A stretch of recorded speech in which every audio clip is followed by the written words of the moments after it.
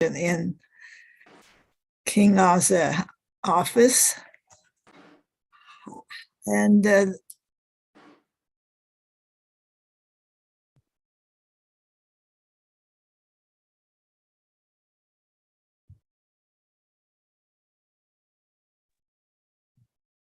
I think Joyce hit some wrong button, so he out. So we need to wait. She will be come back soon. She's out. Okay, just wait.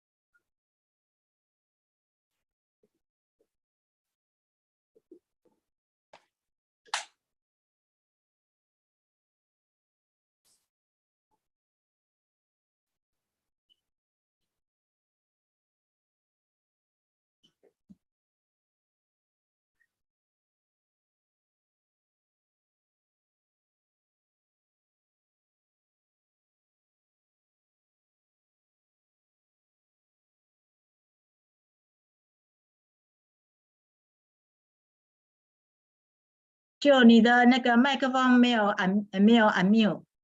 Okay, thank you. I was just talking about how stupid I was. I have been every day, but this is what I don't know what happened. Anyway, let me share this. They're recording. They say you got it or something live. You need a click like got it. Now, if you click something else, they will out.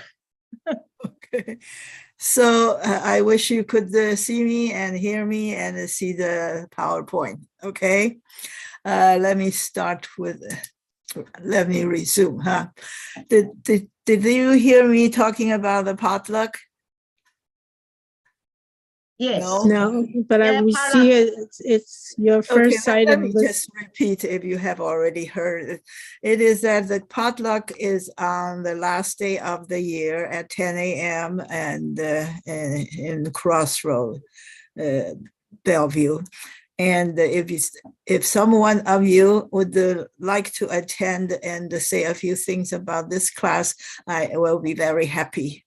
Okay.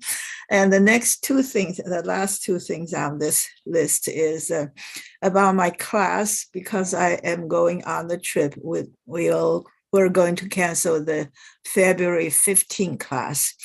And about my travel talk, this weekend, I am giving the travel talk, but next month, the January 28th one is moved to January 21st. That's a week earlier than scheduled.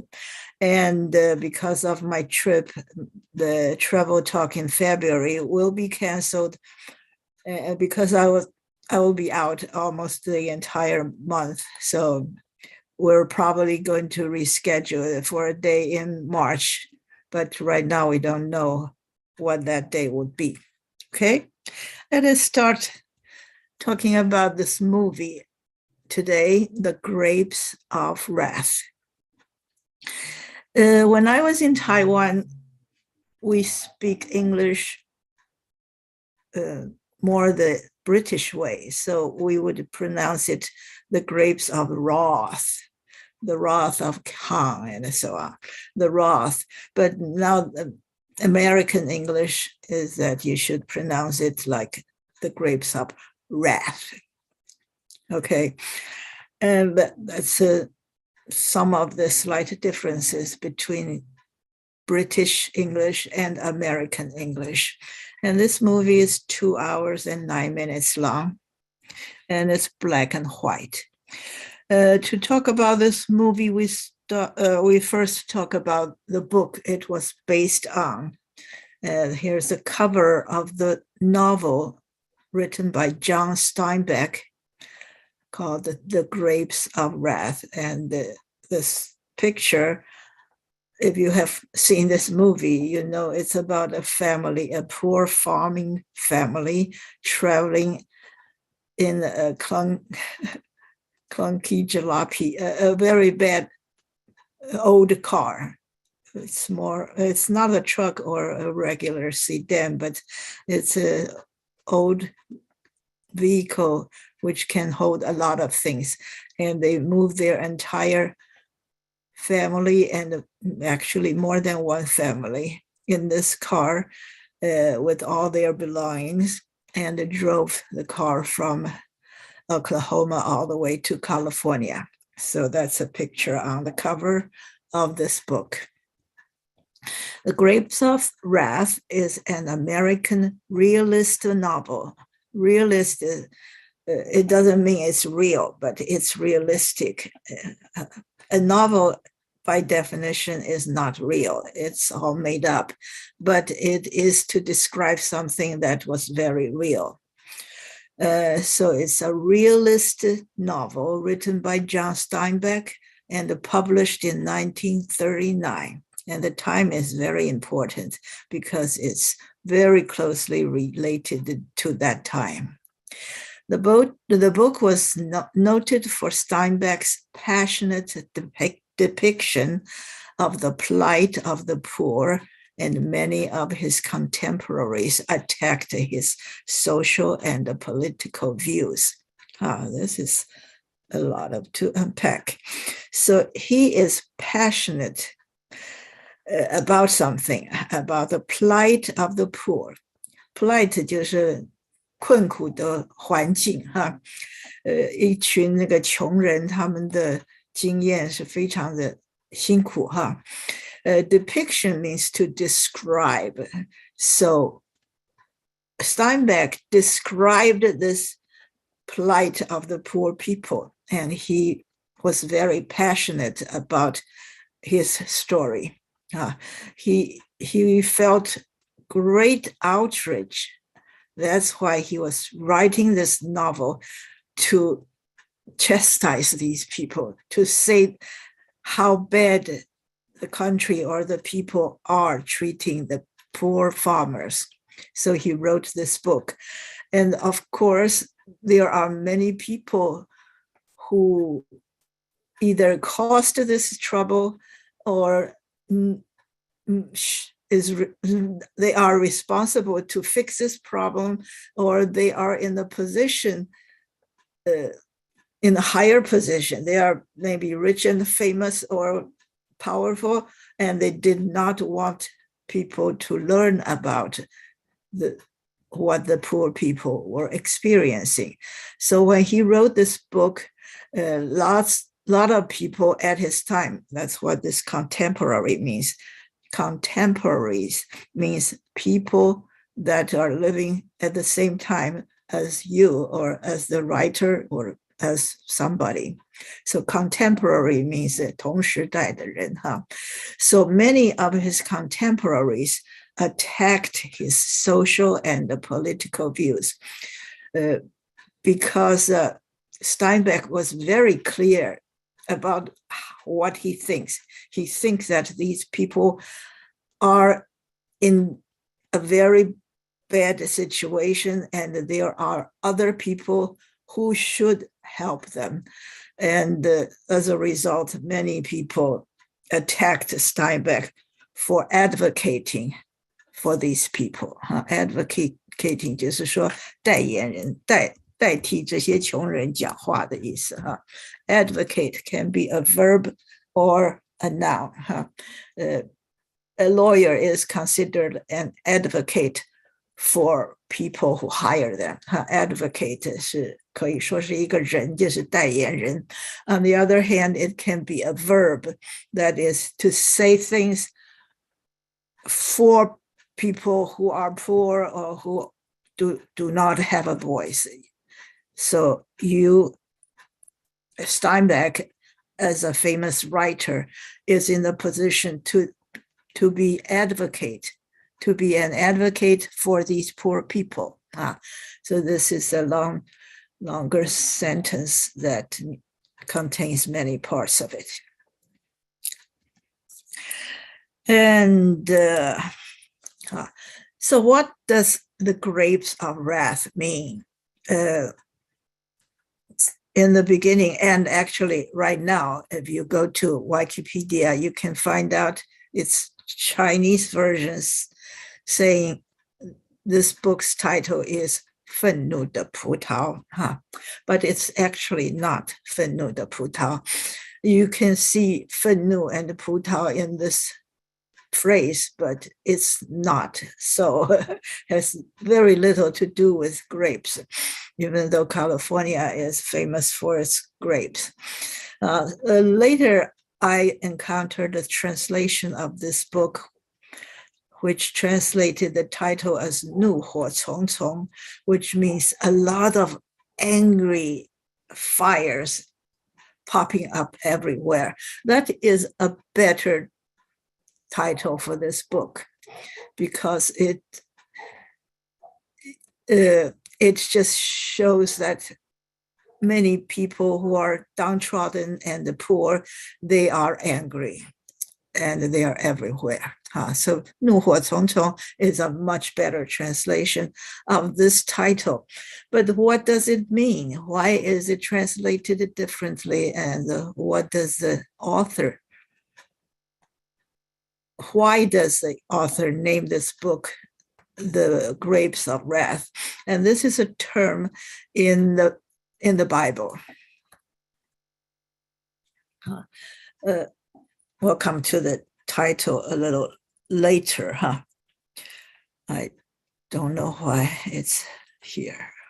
Okay, so I should move this slide first. This is about what the movie was talking about. It's set, which means the background of this movie.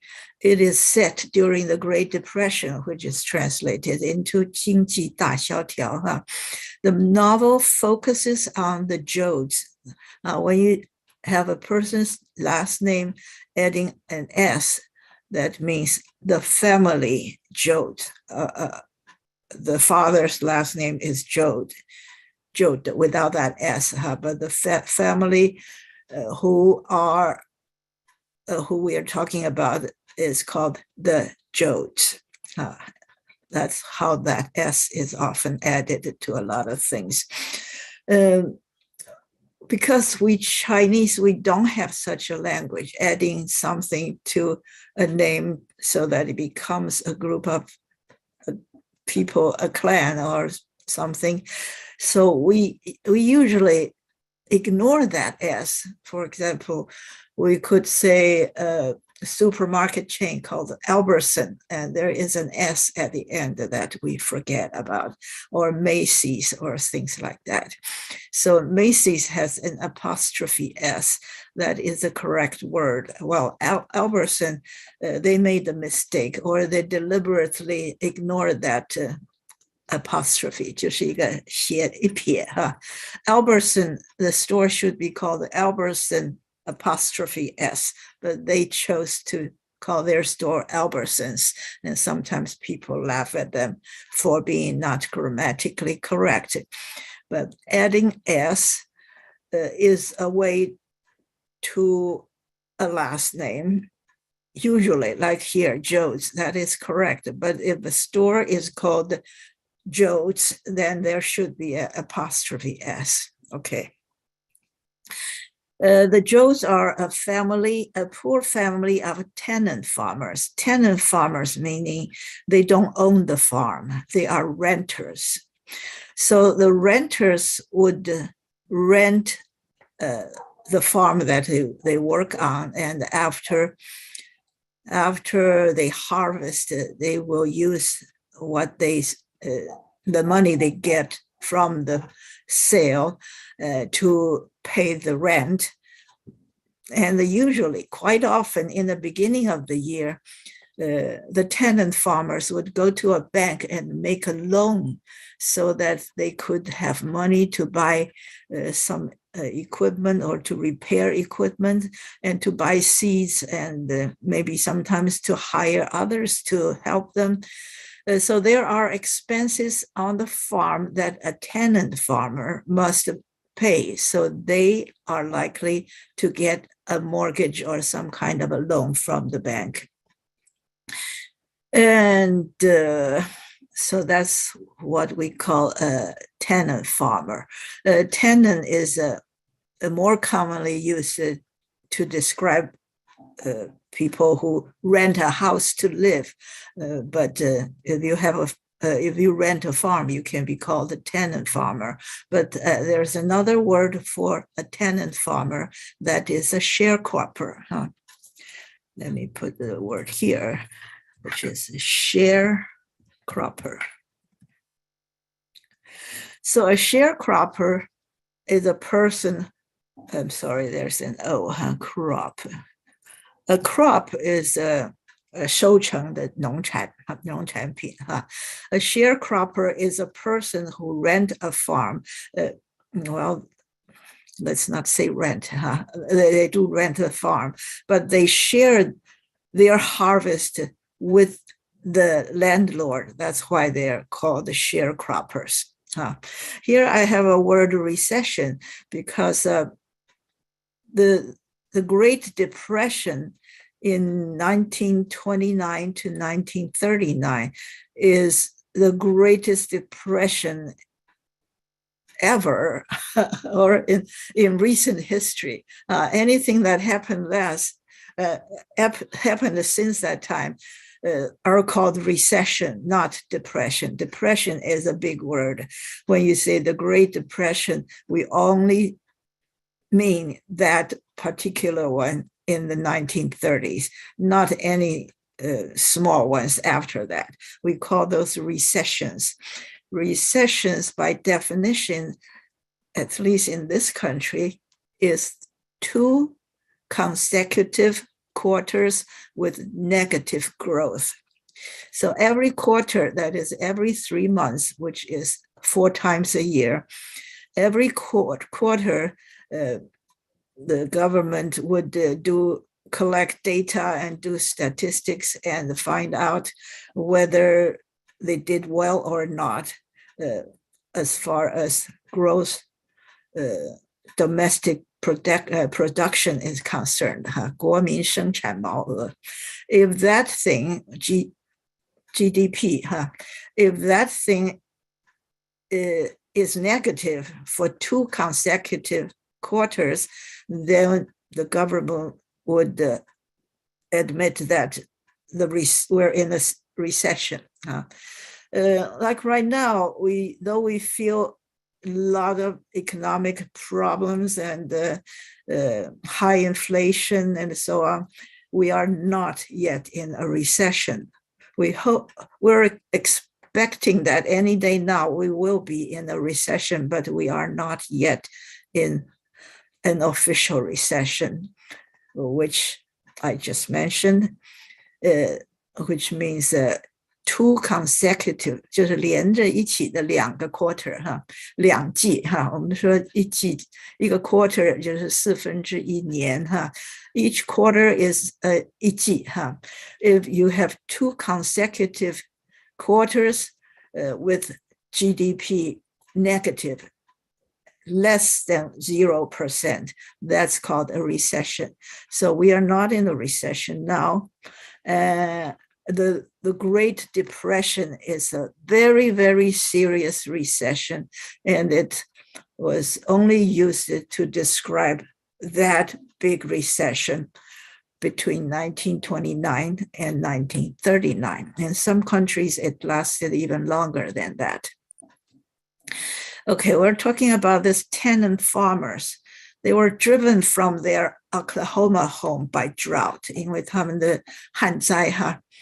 Drought comes all the time, but that was a very severe drought, plus many other things. There are other problems, economic hardship, agricultural industry changes, and bank foreclosures.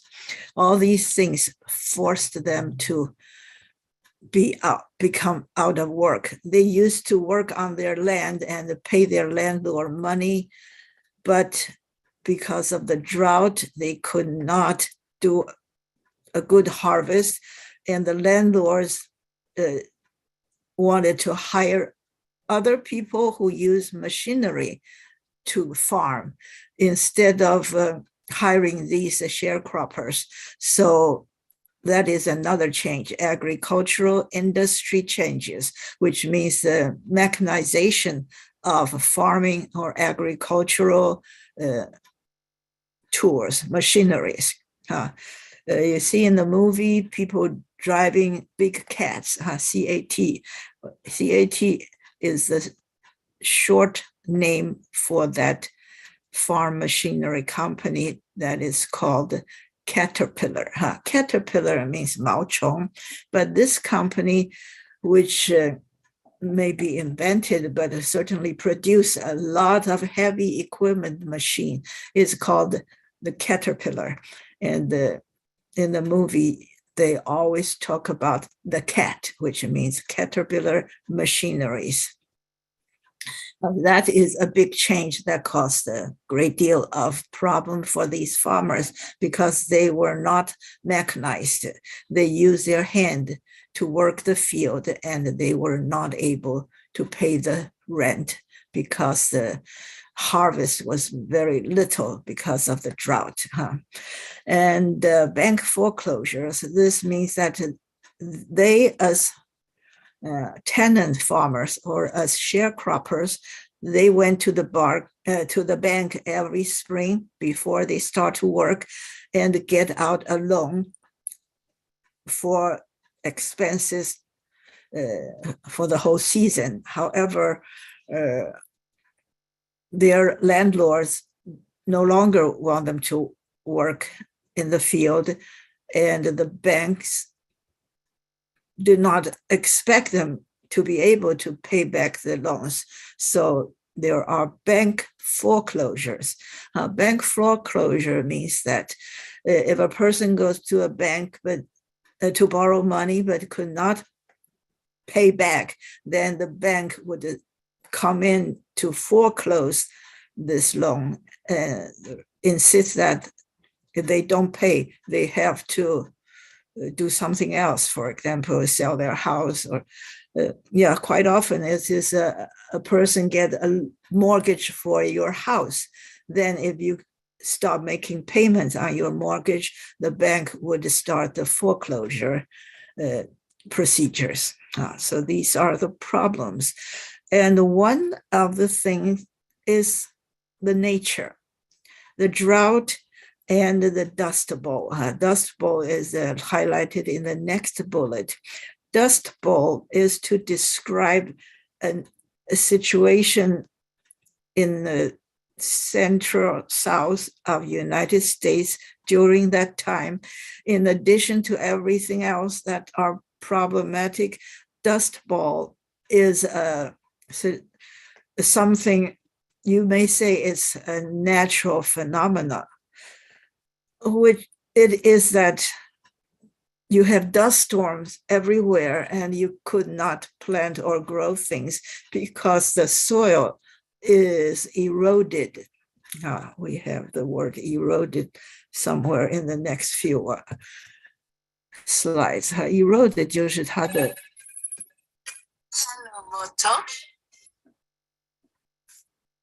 Sorry, I need to turn my phone off.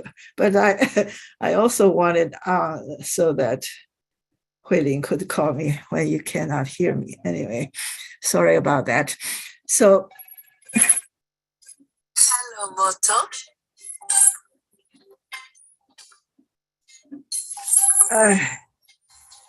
I'll just let it ring. Okay. Okay. I already. Sorry.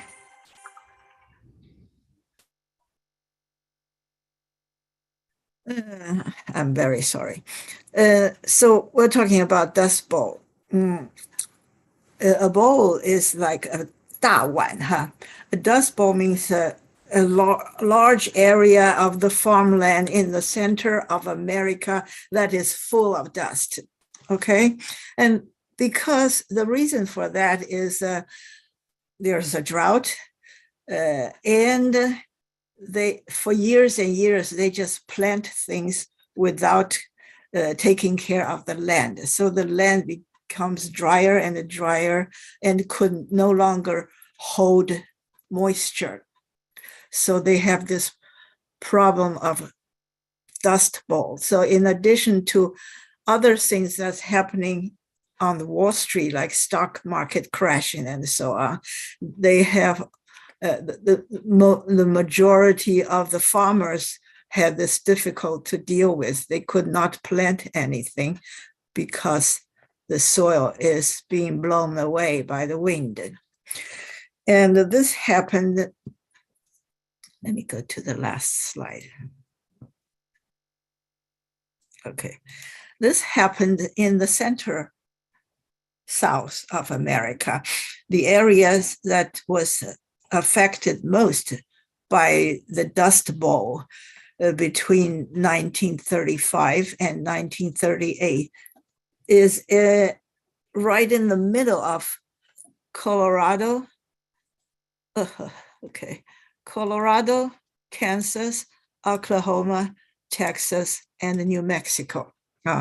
So this large area was experiencing the effect of Dust Bowl. So their soil is dry and it's dusty. The wind, when the wind blows, a huge dust storm is everywhere, and they could not plant anything. Okay, that is essentially what the Dust Bowl means. Okay, we are talking about the one before that. Okay, so these Okies, which are residents of the state of Oklahoma, they are affected very much, and they were poor to begin with. So when this thing happened, they heard that they could go to California where there's water and a thriving agriculture. So they all packed up their stuff and left. It's because they could no longer rent their land, they could not harvest anything, and they could not pay back the bank's mortgage or loan. So these Okies seeking jobs, land, dignity, and a future all went to California. Okay, now let's go back to the title of this novel. In the book of Revelation, if you know anything about the Bible, you know that there are many chapters that are storytelling about what happened about this king or this person or whatever. But at the end of the Bible, there is a book of Revelation that was written by John. He's not a disciple. There is a John, St. John, who is a disciple, and there is a John, St. John, who is not a disciple, but is older than Jesus, who gave Jesus, who baptized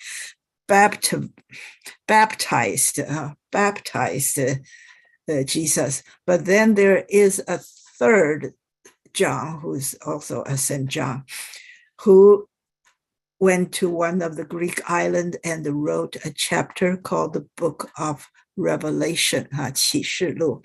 Somehow, when he was there, he had a vision of all these future disasters that God revealed to him. So this is called the Book of Revelation. And it's really up to your interpretation, what he means by this. Whenever there's somebody who makes some kind of prediction in the future, the things that he said are,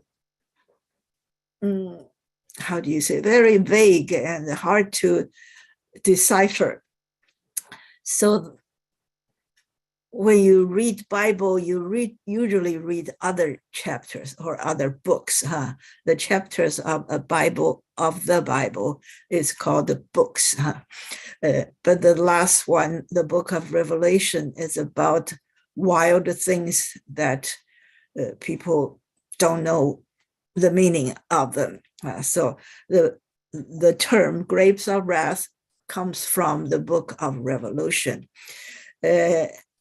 When you talk about a book in the Bible, you would quote two numbers. Here we have 14:19, which means in the 14th paragraph and the 19th sentence is where this comes from. It says, and the angel thrust in his sickle into the earth. 这个天使 took the sickle, 这个镰刀甩它在地到土地里面去 and gather the vine of the earth and cast it into the great winepress of the wrath of God. So what does he really mean? It's really up to interpretation. He says that the angel thrust in his sickle into the earth and gather the vine of the earth. 就是去收了很多的树藤 it could be 葡萄藤 and cast it into the great winepress of the wrath of God. 这里有一个 wrath of God, 就是上帝的愤怒。And 他用这个 the great winepress 来形容上帝的愤怒，是一个榨葡萄的一个大的这个 press. So really, we don't really know what it means, but you can see there is a word wrath and there wine and vine, so which means grapes. So the grapes of wrath came from this line in the Bible, which we don't really know what it means. And there's a very famous song called the Battle Hymn of the Republic, which is a Christian hymn. Hymn 就是一个赞美诗，叫做 The Battle Hymn of the Republic. 这个里面呢，它的歌词是这样说的：Mine eyes have seen the glory of the coming of the Lord. 我的眼睛看到上帝的未来的这个 glory, 他的荣耀哈。He is trampling out the vintage where the grapes of wrath are stored. So this line comes from the line in the book of Revelation we just mentioned in the last slide.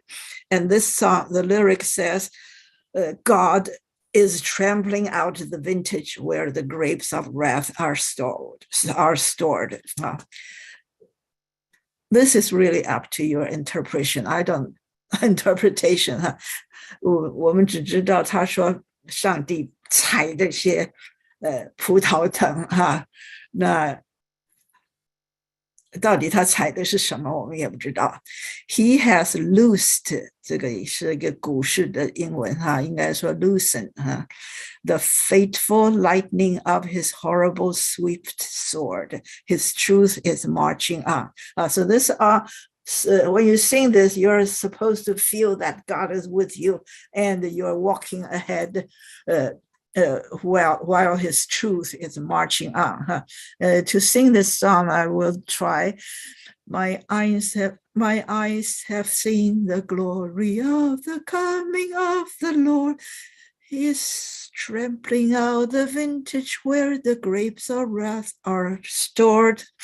He has loosed the fateful lightning of his terrible swift sword. His truth is marching on. I'm sure you have heard of this, but you may not have known the lyrics. So this comes from the book of Revelation, and it's kind of rousing, marching song while people were angry with grapes of wrath are everywhere, I suppose. So you can say it's about 怒火冲冲, but it's a very, very, very common, popular Christian hymn. This mentioning of grapes of wrath can be found in chapter 25 in Steinbeck's book, The Grapes of Wrath, which is the last 3 lines. And in the eyes of the hungry, there is the growing wrath. In the souls of the people, the grapes of wrath are filling and growing heavy for the vintage. This is a complete quote from the book. So you can see that Steinbeck decided to name this novel The Grapes of Wrath, because in the end, the farmers are really angry. They have this growing wrath, and the wrath are the grapes of wrath are filling and growing heavy for the vintage. This is also very cryptic. I don't know really what he means. What I spend all this time to do is to let you know that there is a reason for naming the novel this way, and it came from Bible, it came from the hymn, and this is what the author wanted you to feel. I think 怒火冲冲 is a pretty good translation of the title, even though I really am not quite clear about what the Bible says. Okay. Okay, let's move on. This book sold very, very well. It was a phenomenon on the scale of a national event when the book was published. It was public banned and burned by citizens.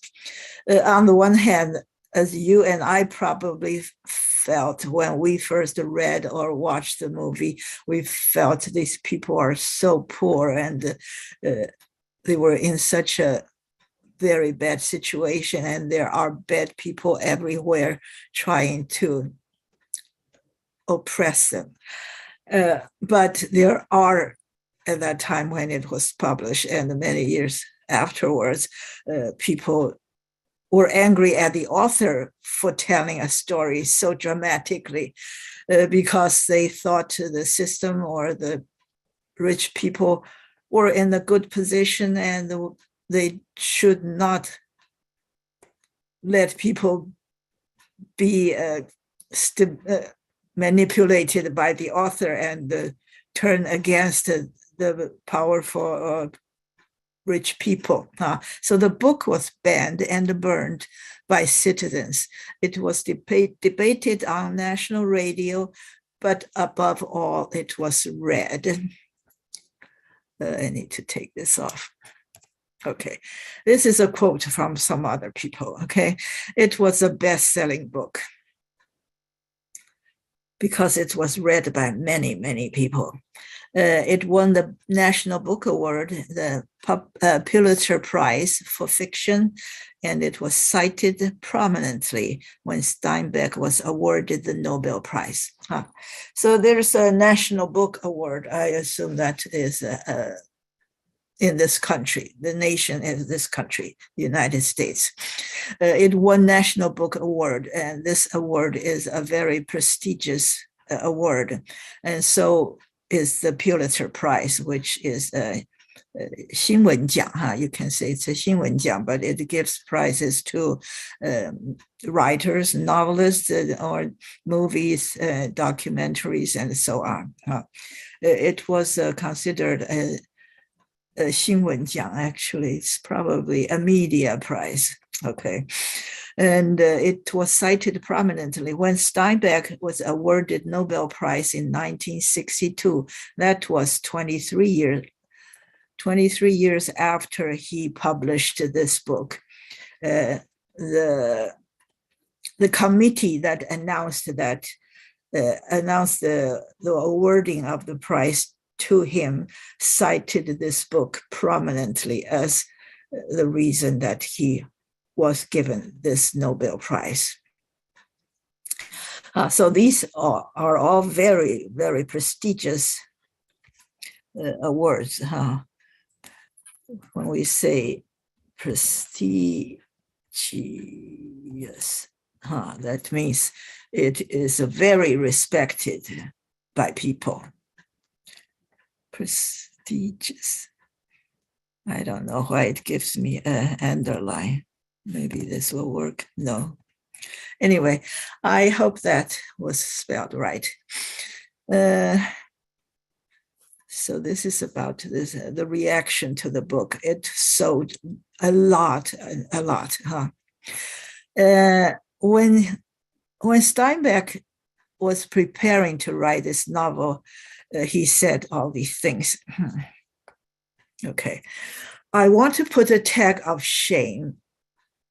就是要把一个羞耻的标志放在这些人的身上。什么样的人呢？ The greedy bastards who are responsible for the Great Depression and its effect.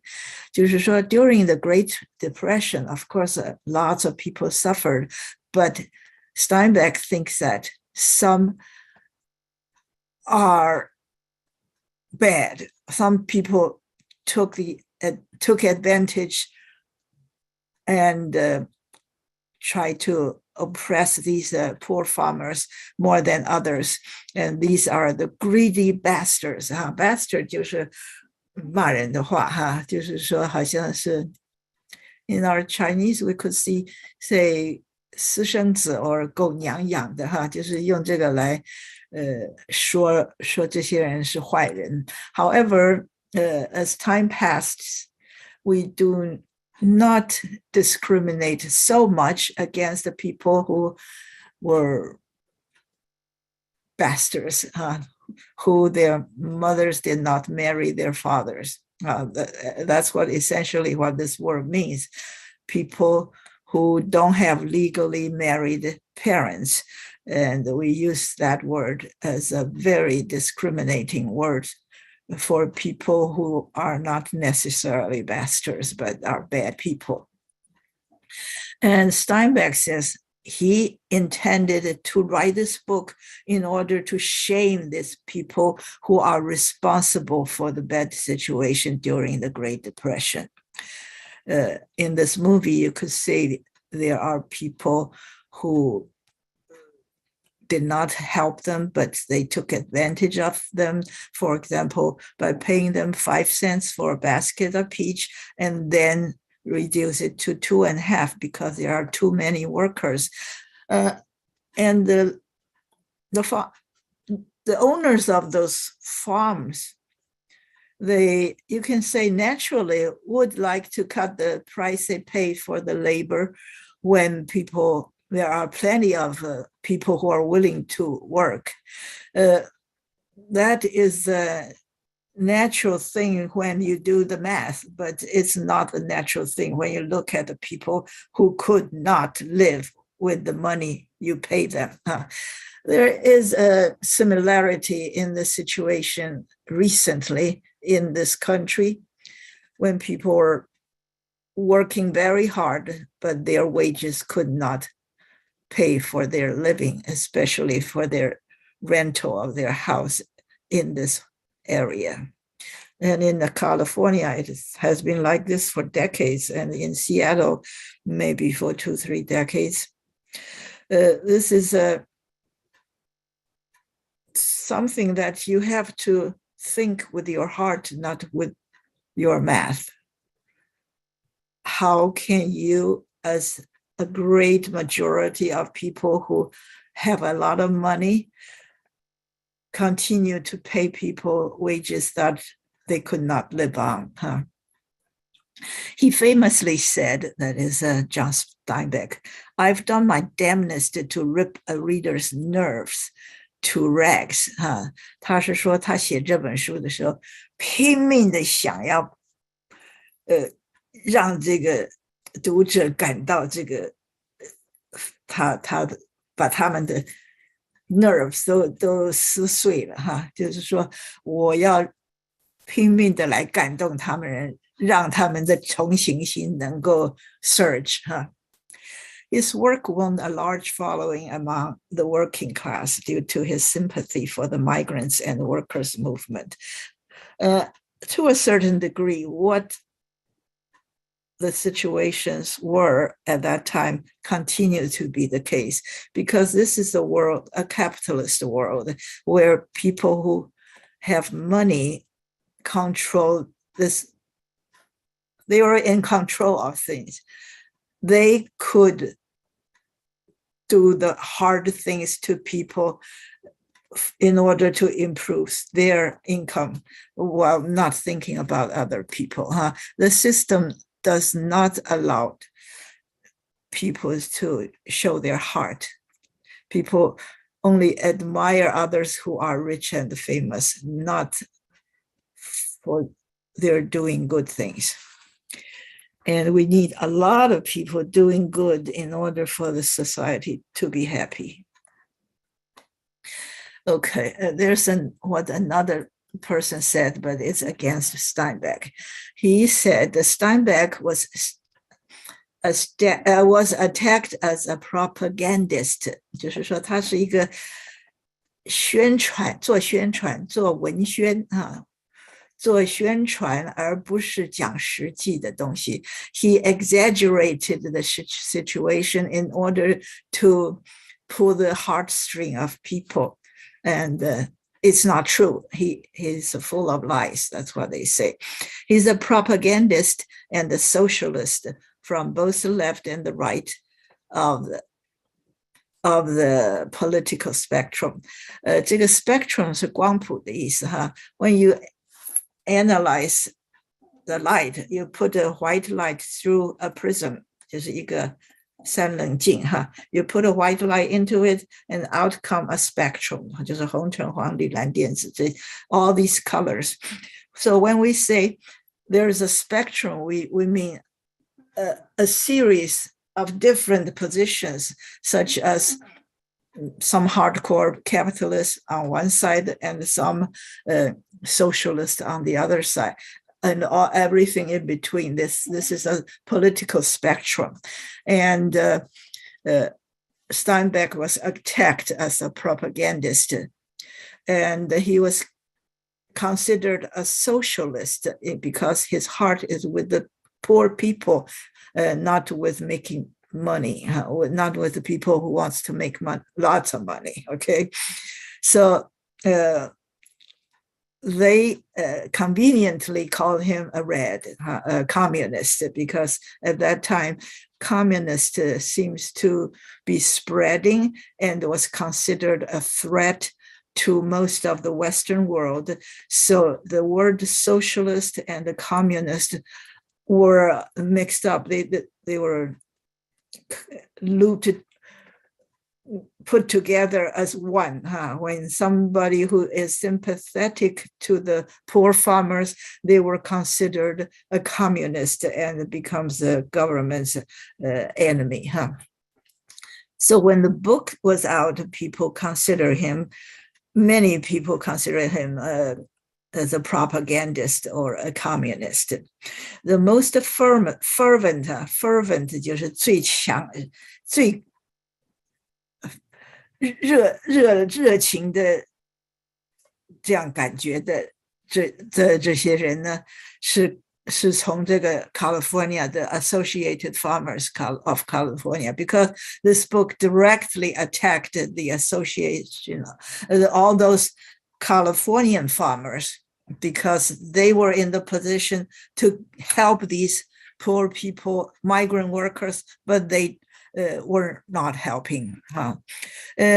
Currently, you can say that migrant workers from the South, meaning from Central America, they were being oppressed by people from California to Arizona to Texas or to Florida, all these people who were in the position of owning things, they attacked the migrant workers instead of being sympathetic to them.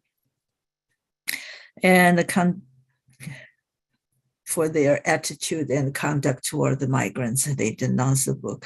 So these Californian farmers, they say this book was a pack of lies, 就是充满了谎话, and labeled it communist propaganda. Okay. Some said Steinbeck was not telling the truth. He did not get the details right, and he just exaggerated to please his audience. And he should have a more balanced view between the reaction between the poor farmers and the rich people. The rich people were described as unbelievable evil. Others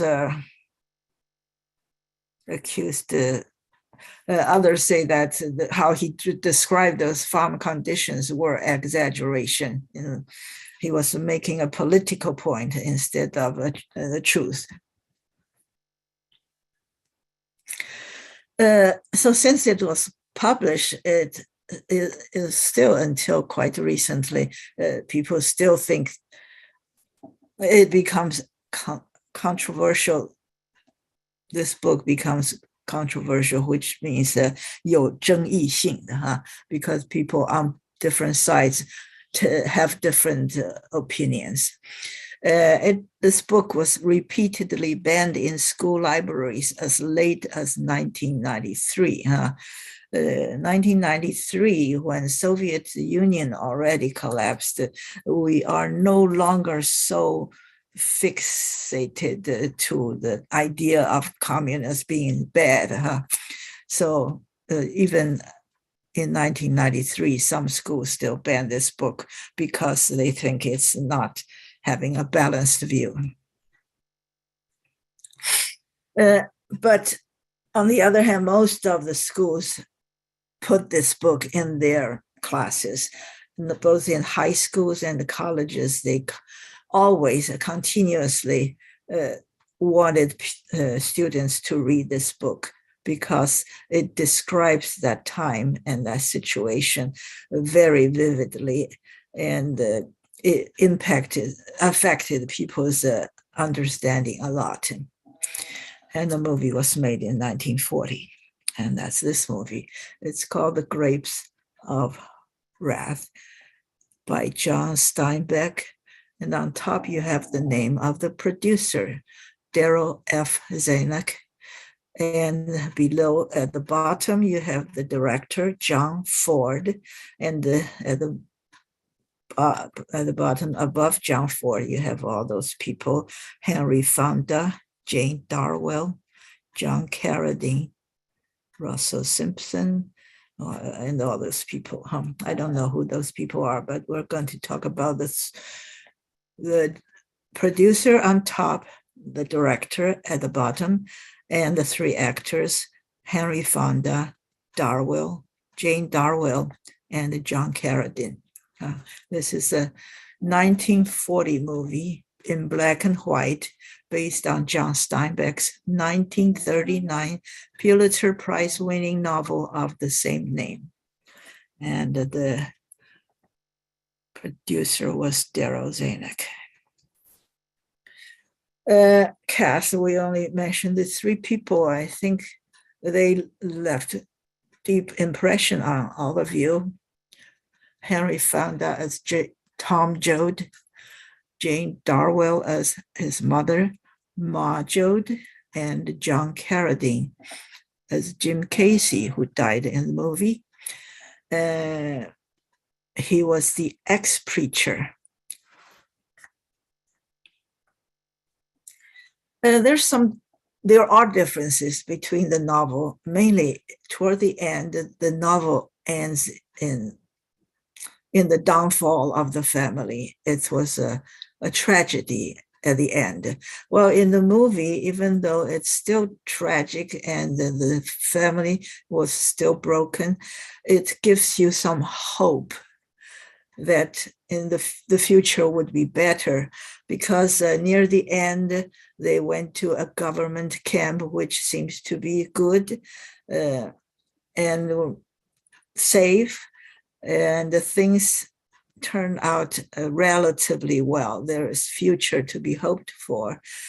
And at the end of the book, it was very, very sad. And the sister, Rose Sharon, whose name is Rose of Sharon, which is a kind of hibiscus that is hardy.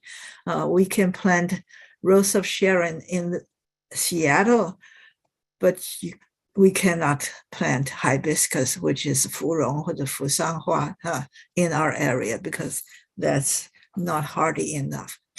And the Rose of Sharon is, for example, the Korean national flower is a kind of hibiscus that is closer to a Rose of Sharon. And the protagonist, Tom Joad, played by Henry Fonda, he affectionately calls his sister Rose Sharon, which is a shortened word for Rose of Sharon. And in the novel, this sister, who was pregnant, gave birth to a stillborn baby. Her husband abandoned her and went away, and she had the baby by herself, and the baby was dead as it was born. So it's called the stillborn baby. 死生出来就是死的哈。Later, she offered her milk-filled breasts to a starving man dying in a barn. So they were seeking shelter at a barn with nobody, no owner, okay? And they met a man who was starving to death, and Rose Sharon had milk in her breast, and she fed that person. So that's the only hope left in that book. It's a pretty bleak situation. And these scenes, the government-run camp and the Rose Sharon's nursing a starving man, these were not included in the movie. Yeah. So the movie had a better ending than the book. While the film is somewhat stark 就是很 severely unpleasant, it has a more optimistic and hopeful view than the novel, especially when the Joads land, especially when they went into that agriculture department camp. That is definitely a very good turn in the story, which was not in the book. The film emphasizes Ma Joad's pragmatic, forward-looking way of dealing with their situation despite Tom's departure, as it concludes with her spiritual "We are the people" speech. So toward the end, we heard two speeches. One is the mother giving a speech called "We are the people."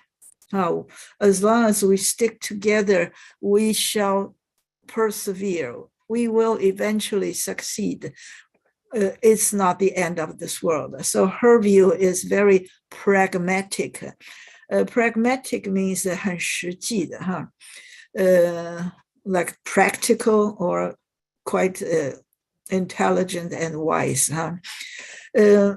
When I read the news throughout the years, the word pragmatic almost always is in front of the name Deng Xiaoping.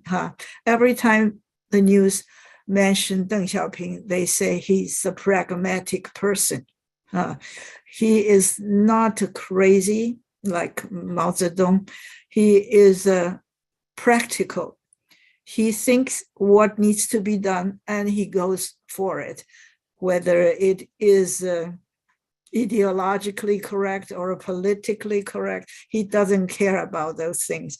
He just wanted to be the good thing for the people. That's the word pragmatic means. So Ma Zhou, which means the mother of the household, she is pragmatic. She is forward-looking. She looked forward into the future instead of being tangled in the present dilemmas. So even when Tom was about to leave them, because maybe the police was after him, the mother was looking forward to the future and feeling optimistic while she makes a speech to her son that we call "We Are the People." It's very encouraging when she delivered that speech. And after that, we saw Tom Joad telling the mother, maybe before that. Okay, so Tom Joad, toward the end of the movie, also made a speech called "I Will Be There." He said that he told his mother that he was leaving. He was going to leave secretly, but his mother caught him, and he gave his mother a speech saying, "I don't really know everything. I'm just trying to learn my way around. But from now on, whenever there are people suffering, where people are hungry, don't have food or whatever, I will be there." That means his mission is to go to places where people are needing help are there. Yeah. So he will be there. So there are actually two major speeches toward the end of the movie that were very inspiring. And that's probably why both of them were nominated for an Oscar. So this movie was nominated for 7 Oscar awards.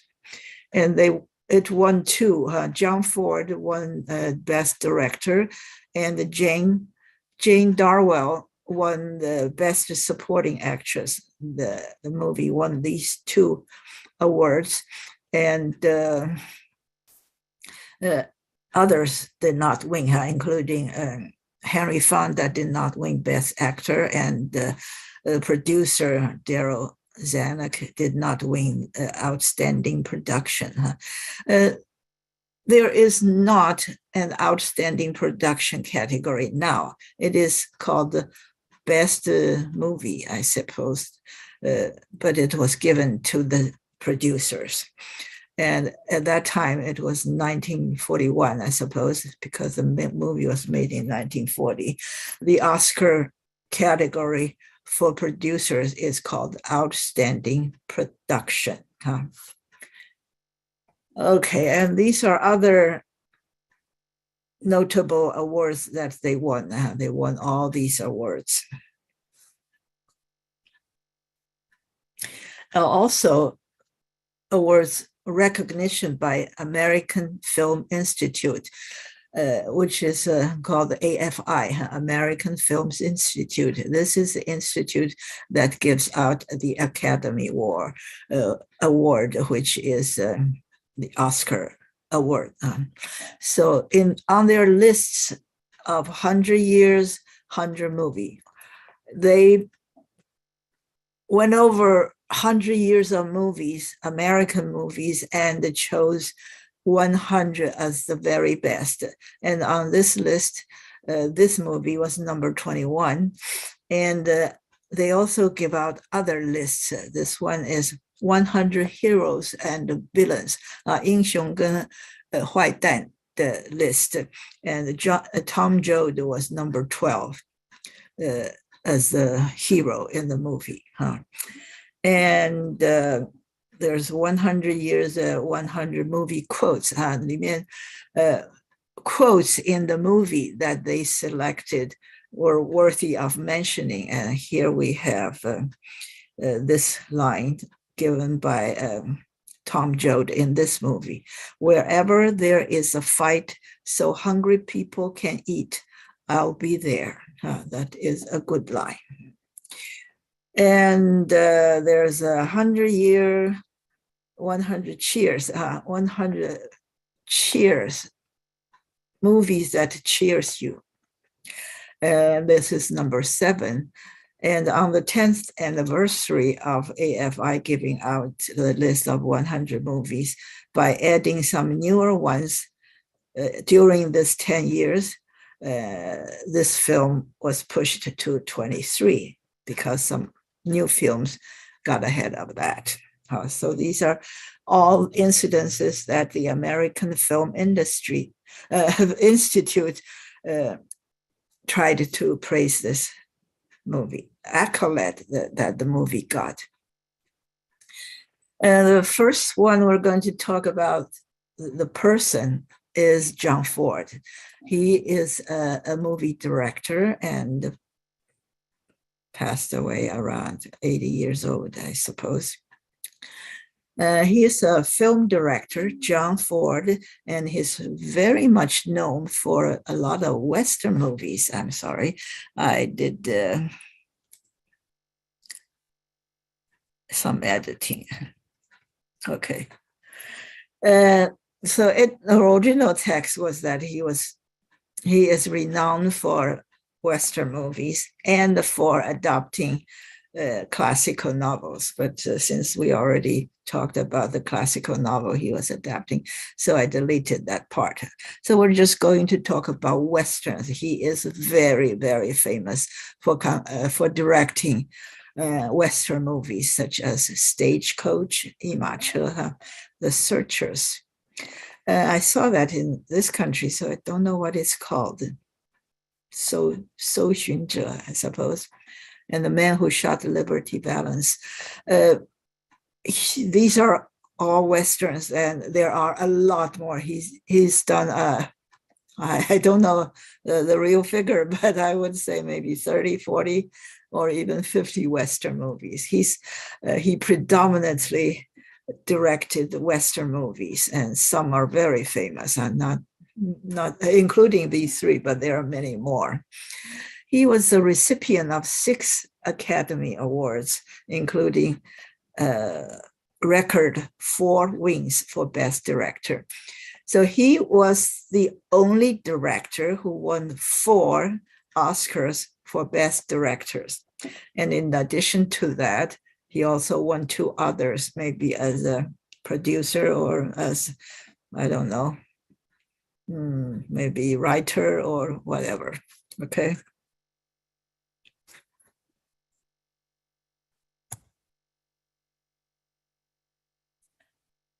He directed 140 movies. However, most of his silent movies were lost, and we don't have it. So that's a lot of movies. It's not like a 客串的角色. A person can be in 200, 300 movies, but to be the director, you have to put in so much time and effort in order to accomplish that job. So 140 is already a lot. He's widely regarded as one of the most important and influential filmmakers of his generation.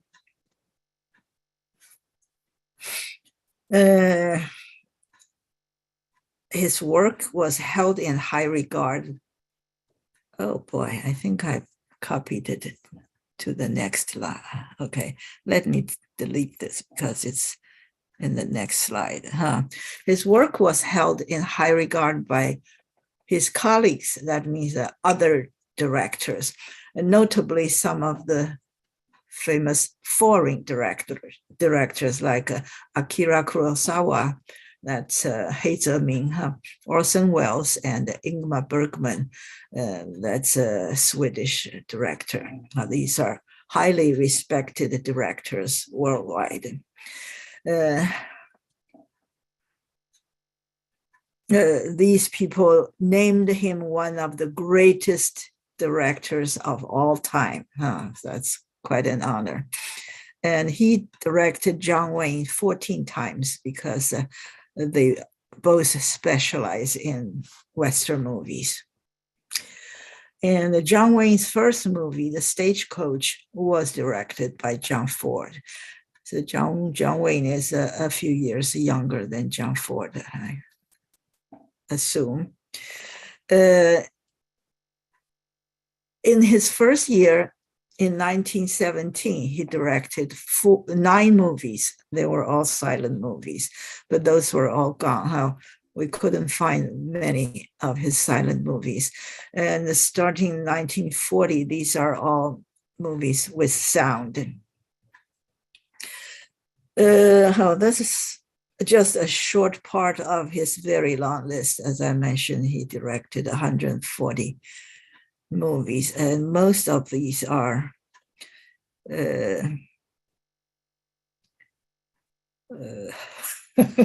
are westerns, but the reason I was hesitating is I was thinking, what are the 4 movies that he earned the best director for? I think it was How Green Was My Valley, and of course this one, Grapes of Wrath, and the 2 others, I suppose. Okay, some are not westerns, like The Long Voyage Home, Tobacco Road, How Green Was My Valley. That is a movie about a very poor Welsh family, miners. Welsh 就是说England 的西边的 Wales 的那个形容词叫做 Welsh Welsh miners a group of a family of coal mine workers. But My Darling Clementine is a Western, and it has Henry Fonda, Ford Apache. She Wore a Yellow Ribbon, Rio Grande. These are all Western, but The Quiet Man is an Irish movie about a boxer played by John Wayne, who went to his homeland in Ireland and fell in love with a girl played by Maureen O'Hara. The Long Gray Line is not a Western. It's called the 七点军魂. Mr. Roberts is about a warship during the Second World War, also with Henry Fonda. The Searcher has John Wayne, and Horse Soldier has John Wayne and William Holden. The Man Who Shot Liberty Valance. I don't know why I missed it in Taiwan, but I did catch up after I came here.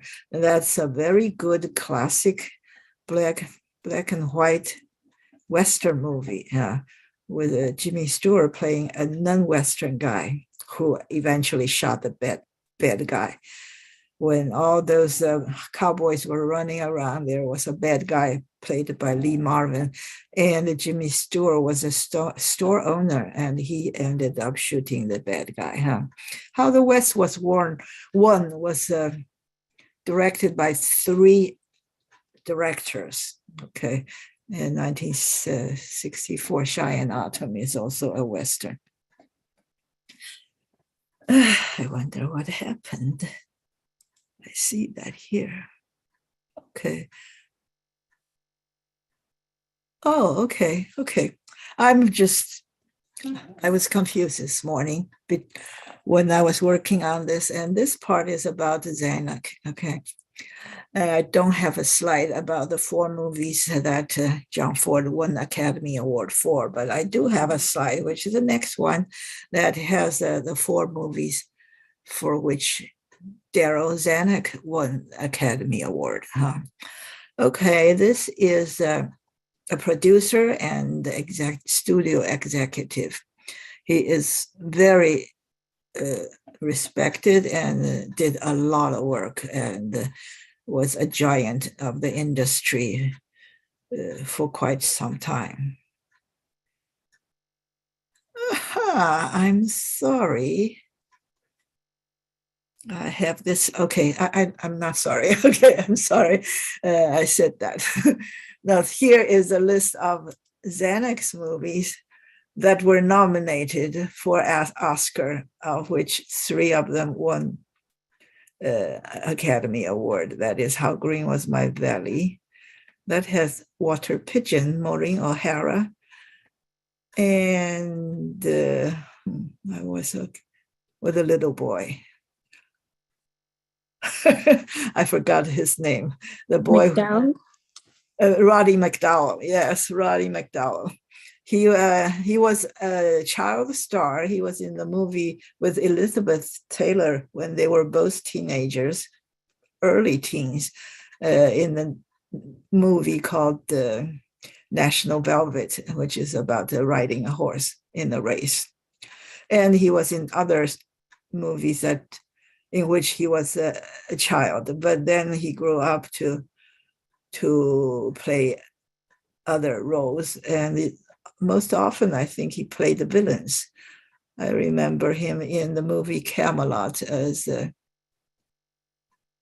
oh no, that was, I'm sorry, it's not him. Okay, he was in quite a few movies as the bad guys. So he won. Zanuck won 3 best producer awards.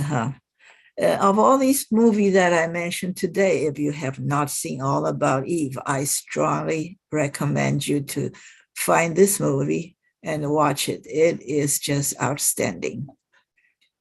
When you look at this list,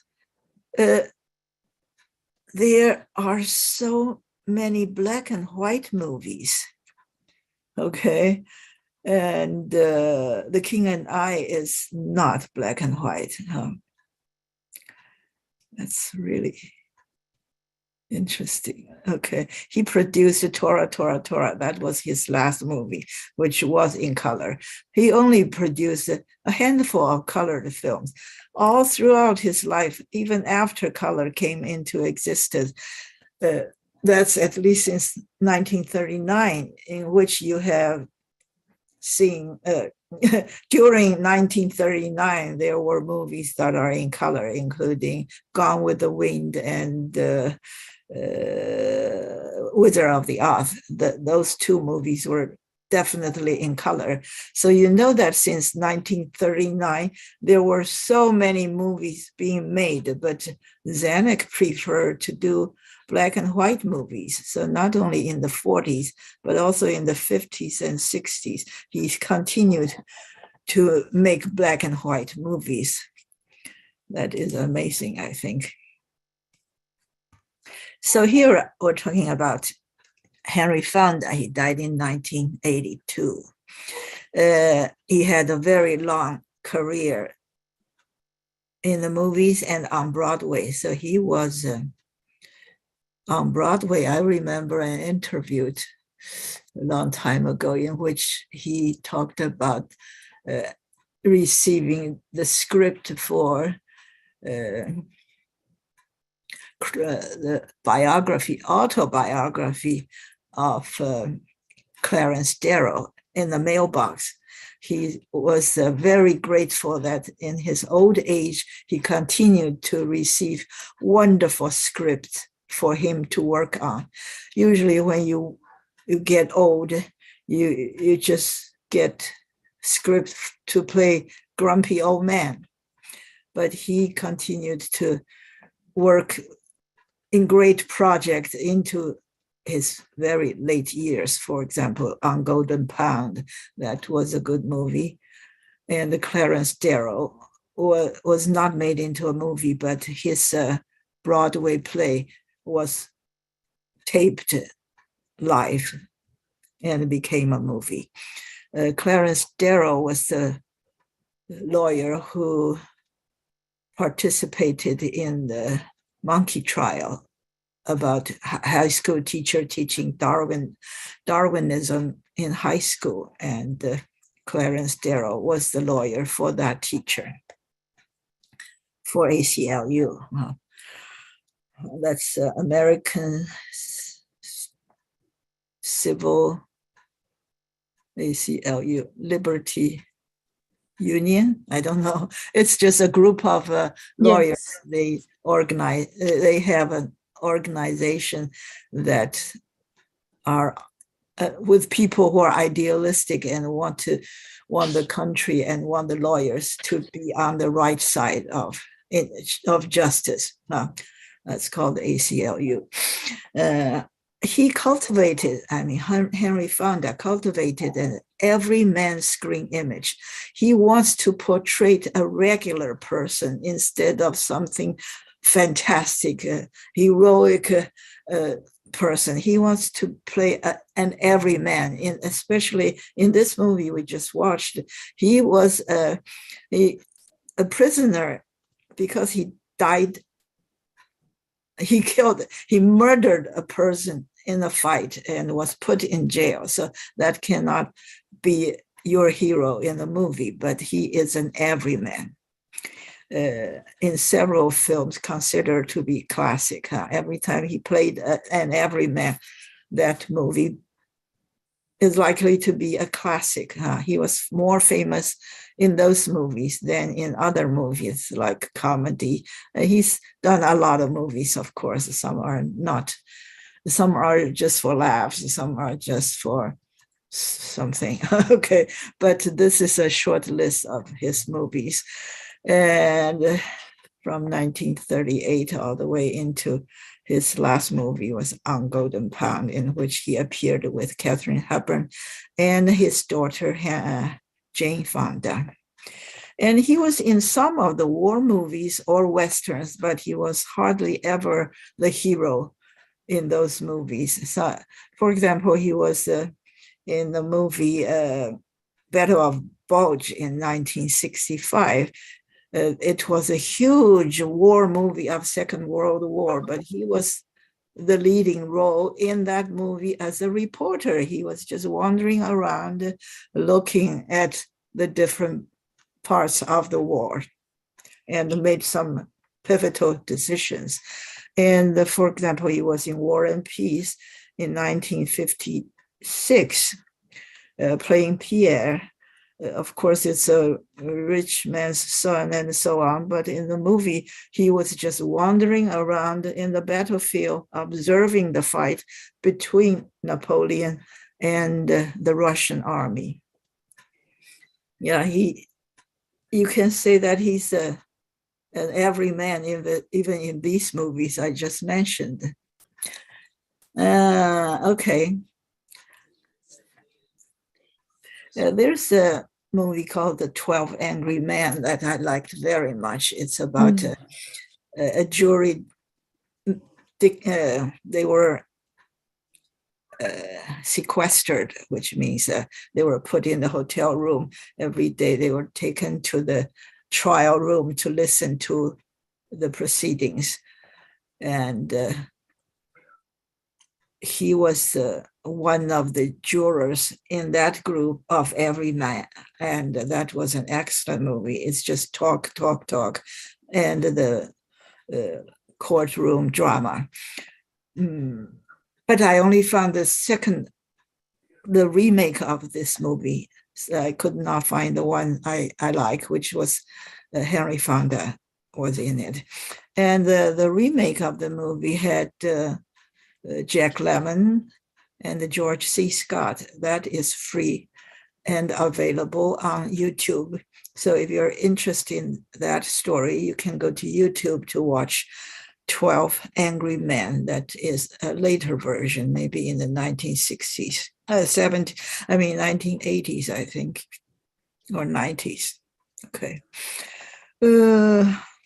Yeah, when he was in a Western movie, like in 1946, My Darling Clementine, he was not one of the gunfighters.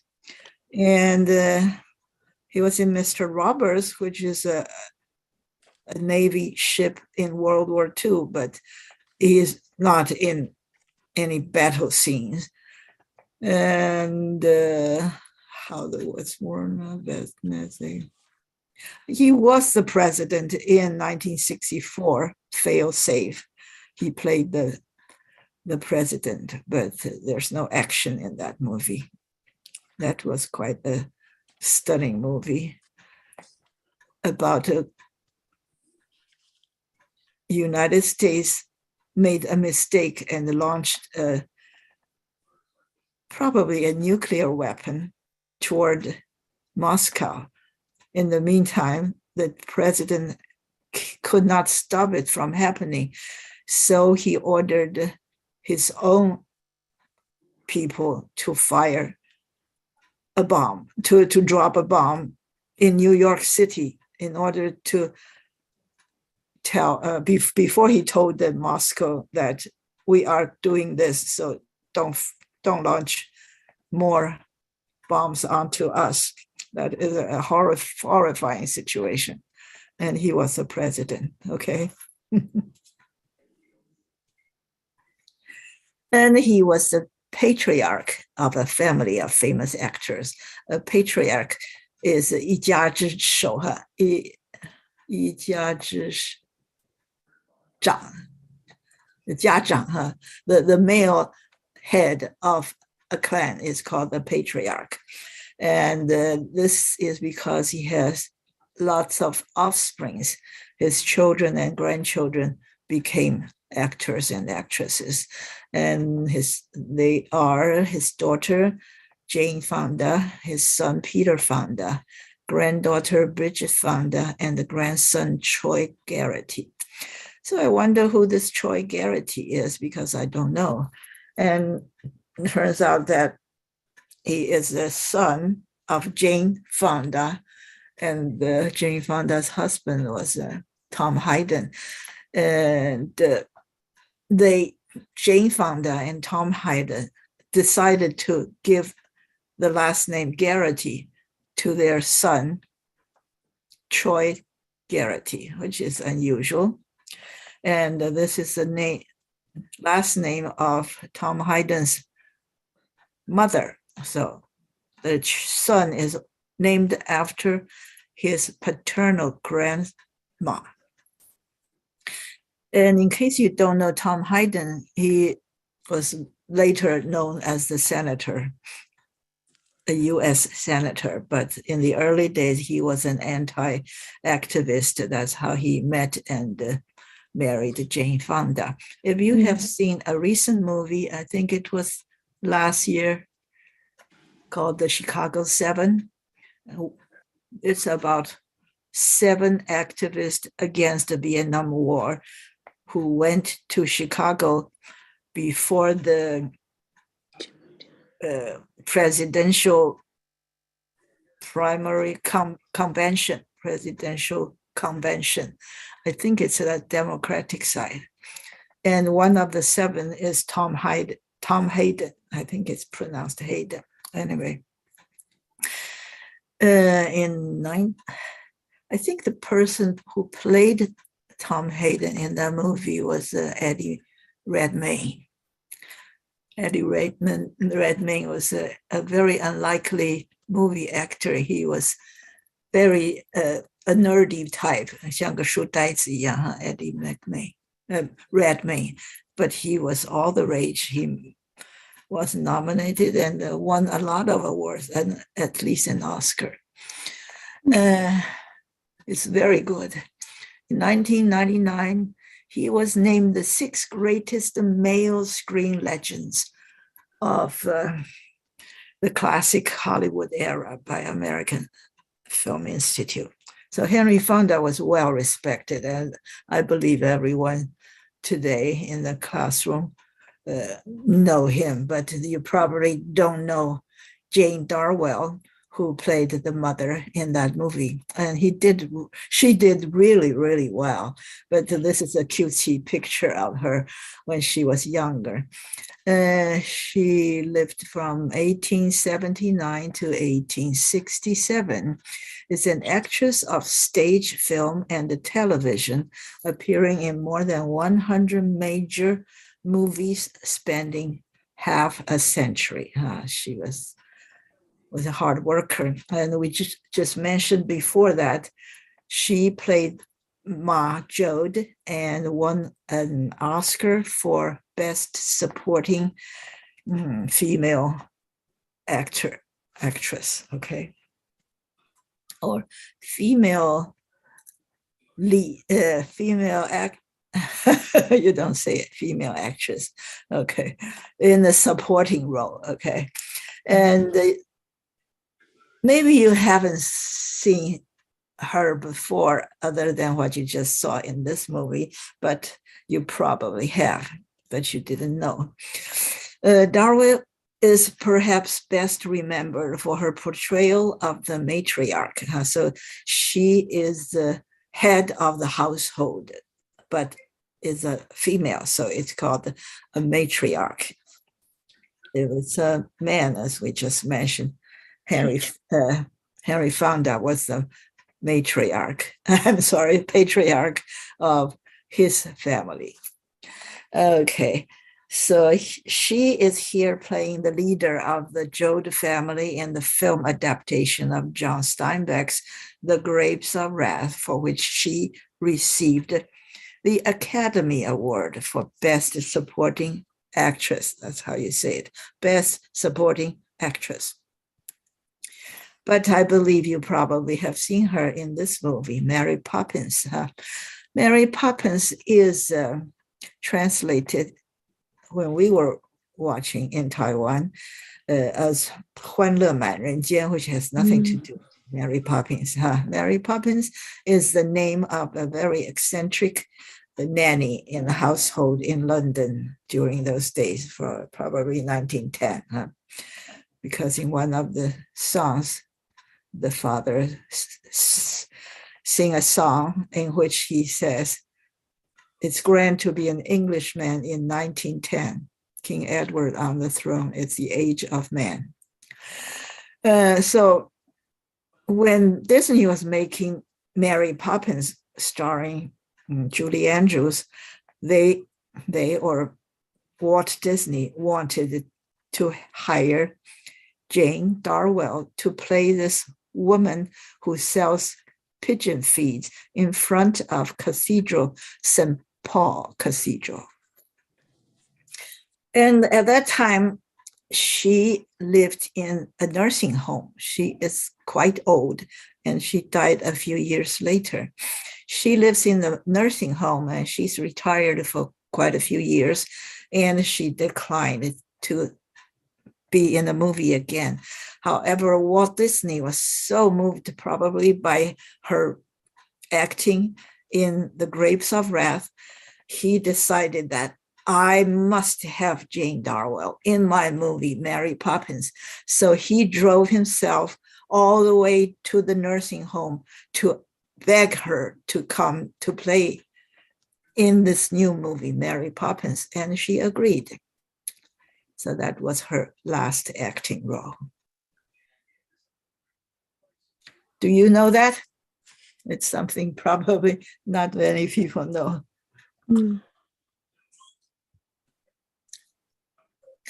The third person we're going to talk about this movie who acted in it is John Carradine, who played Jim Casey in this movie.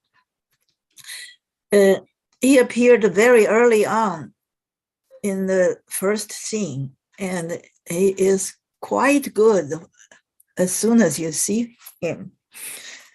He is very unorthodox. Usually people would say all sorts of things about the rules of the world and so on. But he, as an ex-preacher, he is very, very, he has all kinds of thoughts himself. He's not just obeying the rules. And he played it somewhat humorously, I think. That gives the movie a very different feeling. He is considered one of the greatest character actors. He's not a hero of, probably not in any movie, but he was a supporting actor who did very well in many kinds of roles. He could be good or bad or happy or sad or angry or whatever. He is a very good character actor, which means he can play all kinds of difficult characters. He was often in horror movies, Western movies, and Shakespeare plays on the stage. Okay, so he's a very respectable person. He was in 351 movies. That is just phenomenal. But I could not recall anything that he did in. I may spend some time looking through the list of 351. I bet I will be able to find a few more than The Grapes of Wrath, because he is pretty good. So he's considered the most prolific English-speaking actors of all time. Prolific means 很多产的. He was in a great many number of jobs or works or profession or whatever. So he's very prolific. That is the word. Carradine was married 4 times, had 5 children, and was a patriarch of the Carradine family. He has 3 sons, all in movies, at least 2 of them very famous. One is David, one is Keith, and the third one I have not seen. Apparently, he was in a lot of TV series. And the oldest was David Carradine. People who came to United States earlier would certainly know him as in the leading character in the TV series Kung Fu. Because I was not in Taiwan at the time, I don't know if this TV series was shown in Taiwan. But it was very, very popular, and it's about a Chinese person, so Chinese certainly pay more attention to such things. At that time, I think Bruce Lee wanted to play that role, but he was not able to. At that time, just about no Chinese actors were as leading roles in TVs or movies. So they got this guy who's totally a Caucasian playing a Chinese guy, and a Chinese monk, 少林寺的僧侣, played by a Caucasian. This series is called Kung Fu. It was very popular. Yeah, I watched many of those episodes. And he also appeared in more than 100 feature films in a career spanning more than 600. And he died 13 years ago. That's a picture when he's old on the right. And on the left is a picture when he was a Shaolin priest. I think he had a pretty, how do you say that?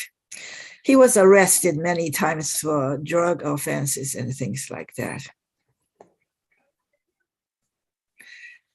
He received nominations for a Golden Award and a Golden Globe Award and Emmy Award for his work on Kung Fu, and more other awards for. He was playing Woody Guthrie, and we're going to talk a little bit about Woody Guthrie later. That's a real person. So David Carradine played Woody Guthrie in a TV series called Bound for Glory, and was nominated 3 times for Golden Globe Award. And he was in North and South, and he was in Quentin Tarantino's movie Kill Bill, Volume 2, for which he also won some awards. So he was a pretty well-known, did a lot of work. And here is his younger brother, whom I always thought was his older brother, because he seems to be more famous and looks like he is like 13 years younger. So I don't know why I got the wrong impression. So this is a younger brother who's still alive and were quite successful in both films and TVs and on stage. And this is their youngest brother. They're all very far apart. Okay, but I have not heard of him because he was on TV most of the time. But earlier on in 1972, he was in the John Wayne movie as a supporting actor, The Cowboys. That was early on, but later on he appears to be in Western. I've seen a Bonanza many times, but that was older than Kung Fu and so on. The last one we're going to talk about is John Steinbeck, who wrote the book. He died in 1968, and he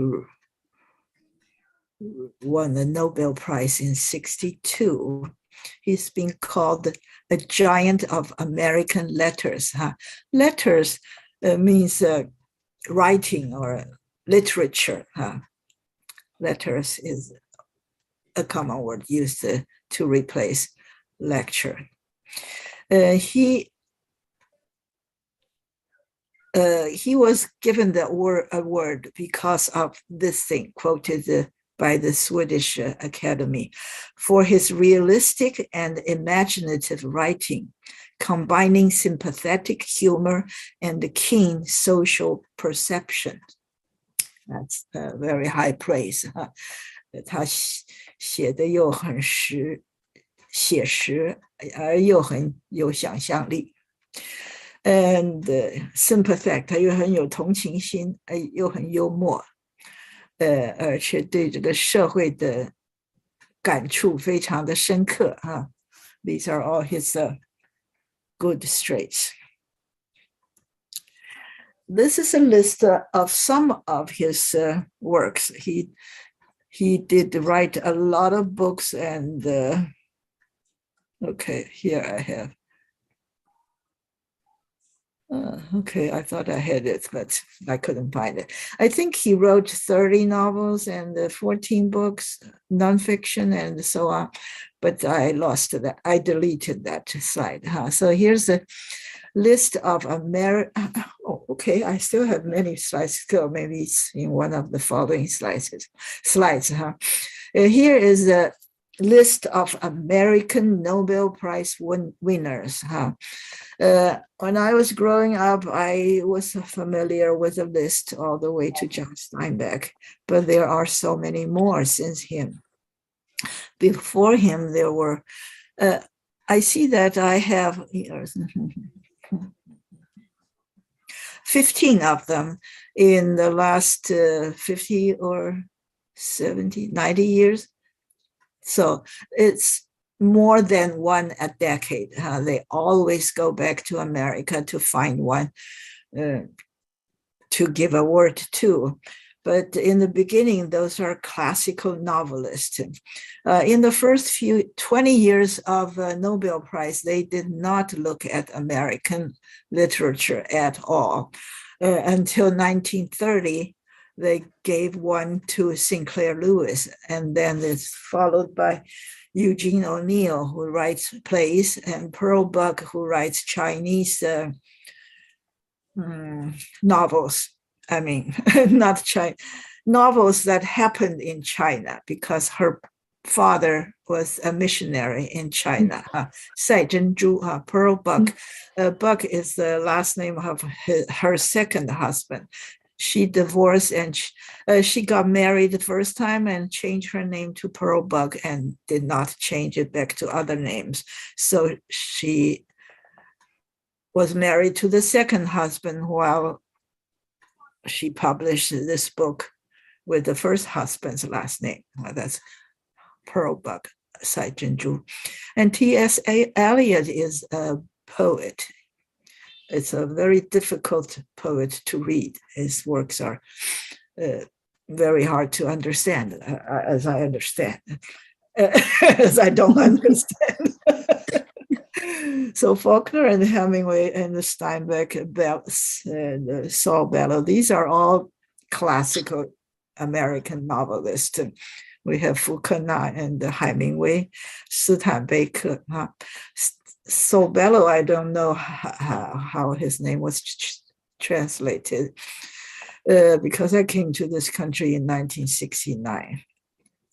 And all these following Nobel Prize winners, they are not who I would call classical American novelists. They were immigrants, some of them, like Isaac Singer, there's Miwash, and Brodsky is a poet, but it's Russian.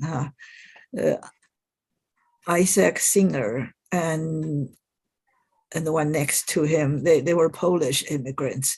And sometimes they even write in their Polish language instead of English. So they are not your classical American writers. And there's Derek Walcott, Toni Morris. Toni Morris is truly not an immigrant, but she is Black. So her novel, of course, had a totally different perspective than these classical American writers. And Bob Dylan is also kind of not a traditional writer because he was one of the, you can say, hippies or the anti-Vietnamese war person. And he writes songs. He is a songwriter. So it's very unusual for a songwriter to be given the literature prize. And the latest one was brand new, 2020. And it's a woman, a female poet. And I'm not familiar with that. So these are quite a list of outstanding writers with different background and different works. John Steinbeck, Pulitzer Prize winning book, considered a masterpiece of part of, okay. So we're coming back to John Steinbeck and this book. This book was first published in 1939 and it was sold 14 million copies in the first 75 years. So it's tremendously popular. And his works, well, this one is about California, but many of his following books before and after, they were all about, most of them were about California, and especially near his home in Salinas or Salinas. If you are an American, you would say he lived in Salinas, but if you're a Mexican living in California, you would certainly pronounce it Salinas. The town was named a Spanish name, so it should be Salinas, but of course, other people, people here don't call it Salinas anymore. And he lived in Salinas, and he was familiar with Monterey and other places around him. And his story explores the themes of fate and injustice, as if something was fate. Or you're just born poor. That's what fate means, not that it is fatal or it is something that you cannot change. Because you were born poor, things happen to you, and the things that are not just. You have a bad luck because of this, especially as applied to downtrodden or everyman protagonist. The protagonist is the central figure in a story. So he especially like to talk about in novels about the protagonists that are downtrodden, which means being stepped upon. Downtread is to step upon. Downtrodden means to be stepped upon, or everyman protagonist. Okay, so what it means that he likes to describe not a romantic story per se, but not a heroic movie, not a wonderful thing that happened, but he likes to describe people, everyday people who are dealing with the struggles of life. Now here's a picture at a map. At the bottom, you could see Salinas. That is a major city there, and it is somewhere between Santa Cruz and Monterey. So a lot of story happened to people who lived in Monterey and nearby Salinas. Now that you and I probably have lots of people, friends or relatives living in San Jose. So if one day you go visit the Silicon Valley, you could drive out like an hour. You can go to Santa Cruz and maybe more than an hour to Monterey. These are places where you can see what John Steinbeck wrote about in his novels. Oh, here is the slide I was looking for. He authored 33 books, including 16 novels, 6 nonfiction, and 2 collection of short stories. So novels are long stories. One book is one story, while short stories are books that each contains several, usually a dozen different short stories. And this is a short list of his books. The Red Pony was a collection of short stories, and the title was from one of the stories called The Red Pony. And it just so happened that this short story was made into a movie in which Roddy McDowall was played the boy who owned this red pony. So Roddy McDowall is probably not the age of Steinbeck, but a little bit younger. That's why he's, as a child, was playing in that story. And so that's a short story collection, and you have Tortilla Flat and the Cannery Row. These 3 are all a collection of short stories, and Tortilla Flat are people he knew in his daily life, and some unavoidably, some of them were Mexican immigrants, and they were trying to make a living moving to California. So these are regular people you meet every day, not because they did some extraordinary things that we're talking about. And Cannery Row is especially about people working in the cannery row, which means a row of factories that make canned fish. Okay, well, cannery does not mean fish, canned fish, but that row is a series of canning companies who make canned fish because in Monterey, because Monterey is a harbor with the fishing boats. And I understand that one of the stories was made into a movie with, let me try how to remember. These 2 people are just in front of my eyes. Nick Nolte and Deborah, I think it's Deborah. Do you know the actress who played in An Officer and a Gentleman with Richard Gere? Deborah Ringer? Yes, that's what it is. Could you say again? Ringer, I think. Deborah Ringer? Ringer? Deborah something. Deborah. you could Google it. I think maybe a few letters was wrong, but that's the girl. Yes, sounds like that. In the terms of endearment. Terms of endearment. That's right. Exactly. Yes. Deborah Winger. Winger. Yeah, I think it's Winger. That's it. Deborah Winger. Yes. Cannery Row had Nick Nolte and Deborah Winger, and East of Eden impressed my sister Eileen very much. She read that book, and she immediately mailed that book to me. So I read it too.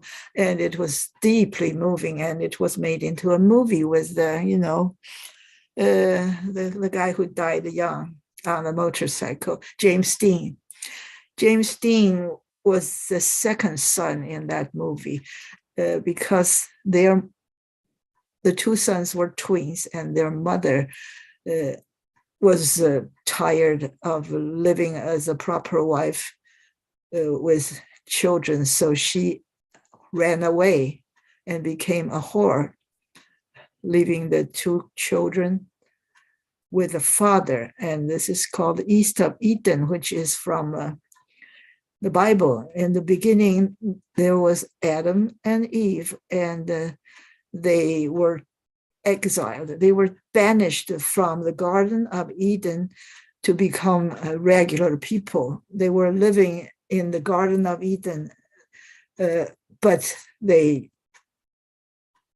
God was not happy that they didn't listen to God's rules. So they were chased out of Eden. So this title came from the Bible. The Bible had Adam and Eve and two children, and these two children are the children. Steinbeck, meaning he meant to say that these twins are the two children of Adam and Eve who had different fate. Okay, that was a very, very moving story. I was so moved that I went about and found many of his other books to read. So I probably read all of these books, from The Red Pony, Tortilla Flat, Of Mice and Men, The Grapes of Wrath, Cannery Row, East of Eden, and The Winter of Our Discontent. I read all of them after I read East of Eden. And Travel with Charlie is the only one on this list that is not a novel.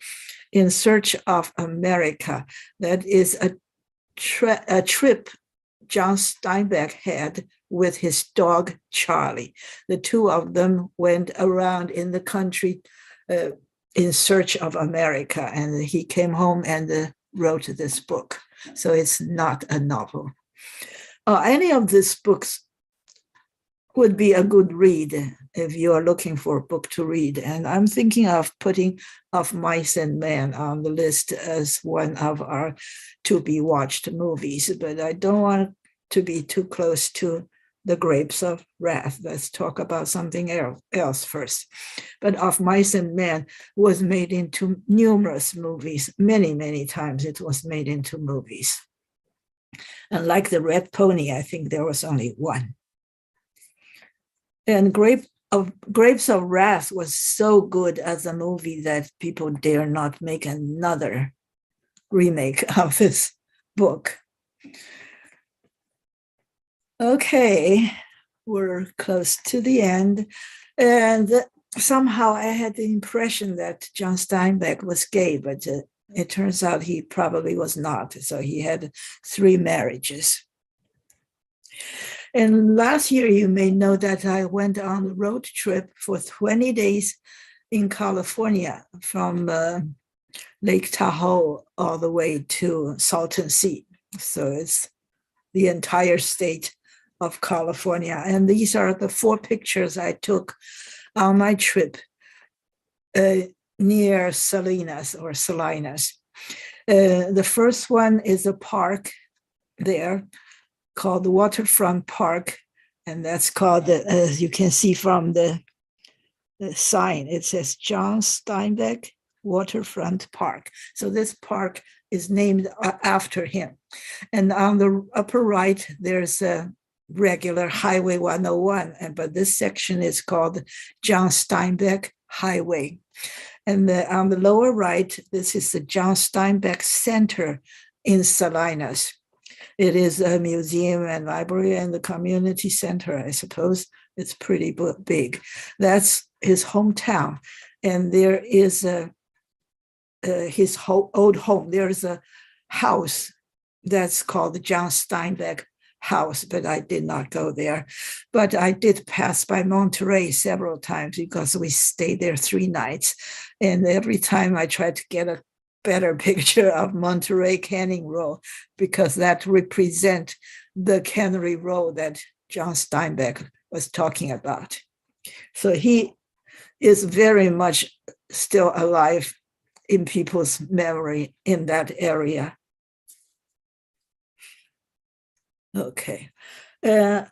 Then to finish off, I'm going to talk a little bit about the background of this movie or of that time. One is Dust Bowl. It's a period of severe dust storms. Dust storm would be a storm with wind, but churn up a lot of dust because there was nothing on the ground. I mean, no vegetation to cover, no ground cover. So it was just dust waiting to be churned up by the storm. So it's called the Dust Bowl. Greatly damaged the ecology and agriculture of American and the Canadian prairies. So even Canada was affected, but according to that map, it's mainly in southern, central south of America in the 1930s. It was caused by a combination of both natural factors, such as drought, and man-made factors, such as failure to apply dryland farming method to prevent wind erosion, most notably the destruction of the natural topsoil by settlers in the region. So they think it's partly caused by man, because men who cultivate or who grow things, who farm this land, did not practice good farming method. They did not try to conserve the fertility of the land. They did not put organic matters back into the land. They did not grow ground covers so that the soil will not be eroded so much by water. So they destroyed the land by not taking good care of it. Of course, people did not know much at that time. Now we know conservation is so important. We're very environmentally concerned or conscious of these practices, but in the early days, people were just not aware of such practices. So it lasted for a couple of years, in some places as long as 10 years or more, but eventually people learned how to deal with that. So when that happened, there was just wind and this sand all the time. You don't see much trees or crops around, and sand could come from other places and come and bury things. And it can look like this, and it can look like this. So just imagine if you are a farmer and you are met with this kind of conditions. It is just, it's just very sad, yes. And here's a map I showed you earlier about the counties. Each little square is a county. And you can see thicker lines marking the boundary of each state, with Nevada on top, Colorado, Kansas, New Mexico, Oklahoma, and Texas. The drought came in 3 waves. We often have droughts. For example, in California, they had drought for a long time before then. They recovered somewhat, and I think they recently are experienced new droughts. On the East Coast, we also had droughts. It affects the farmers mostly, but there are droughts that people just cannot really help with.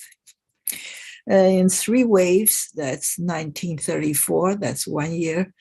in 1936, and from 39 to 40. But some regions of the high plains had drought conditions as many as 8 years. And this kind of fate, you can say fate, stories about the Dust Bowl appeared not only in writing, as in John Steinbeck's novels like The Grapes of Wrath, but also in music and in photography. Music like folk songs of Woody Guthrie. He wrote many songs that told about life during the Dust Bowl. And in photography, there was a female photographer, Dorothea Lange, who was very famous for taking pictures of these. The above pictures I gave to you and the following pictures were all taken by her. She was hired by the federal government to be the photographer, to describe, to record the happenings of the time. That's why she was able to do so much to record this for archive.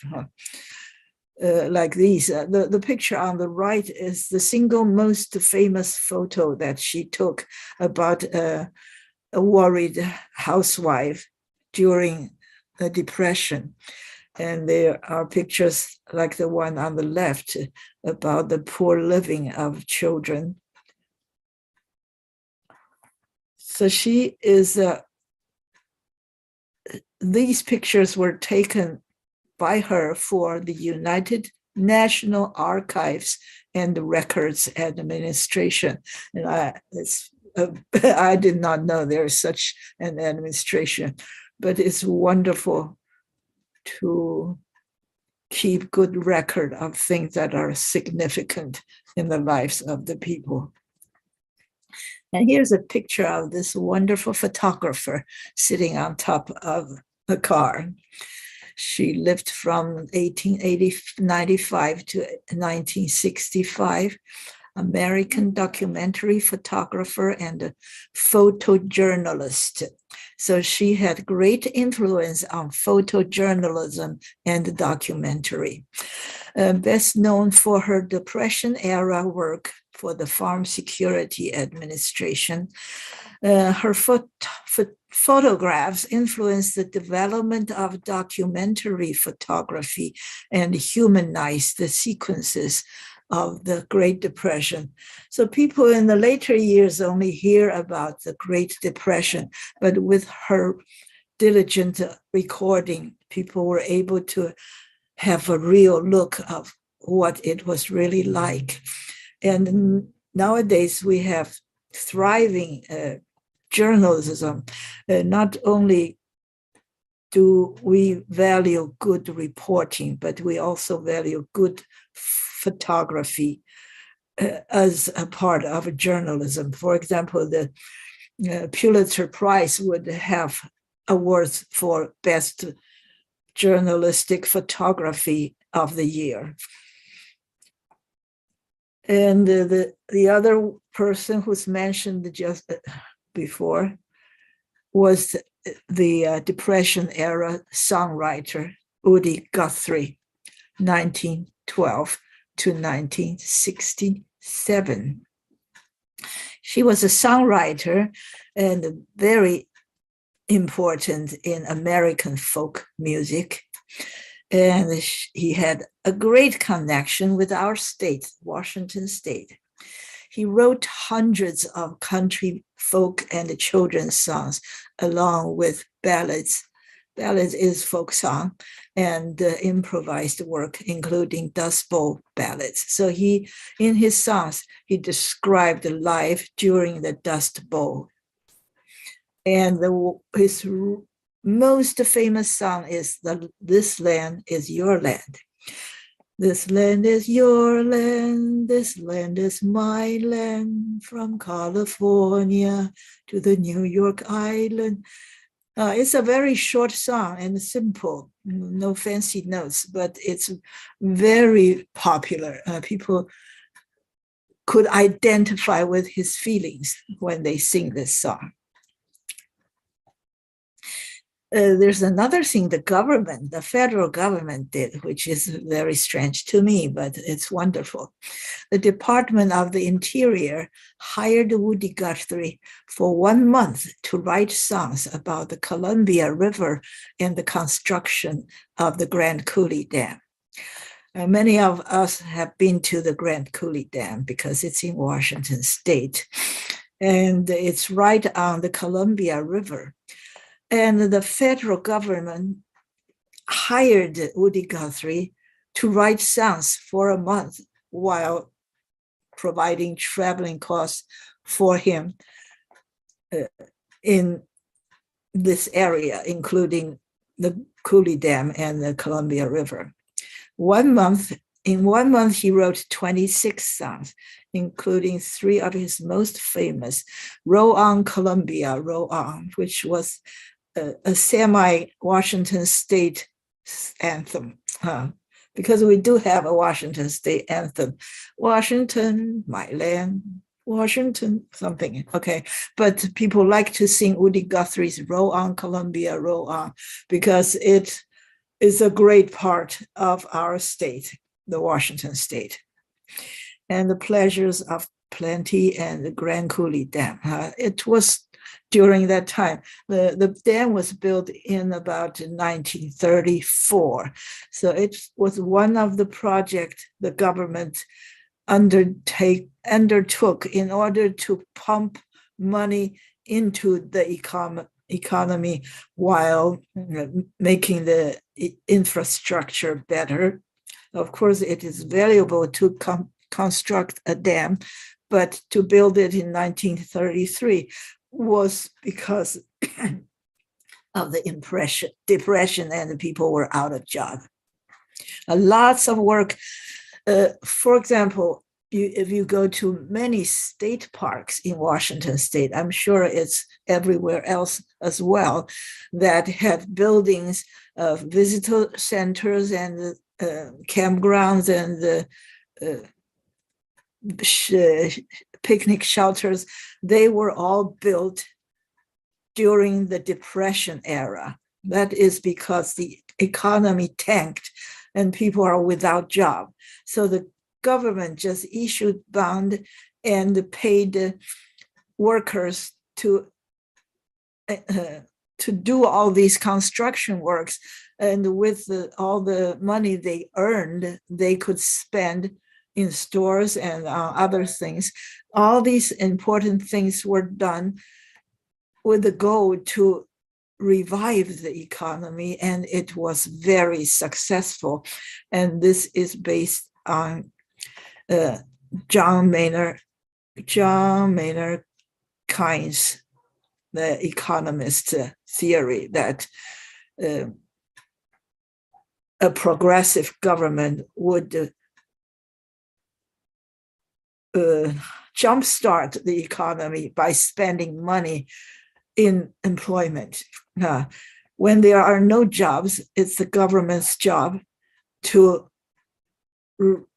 restore the good times by being the big employer of the country.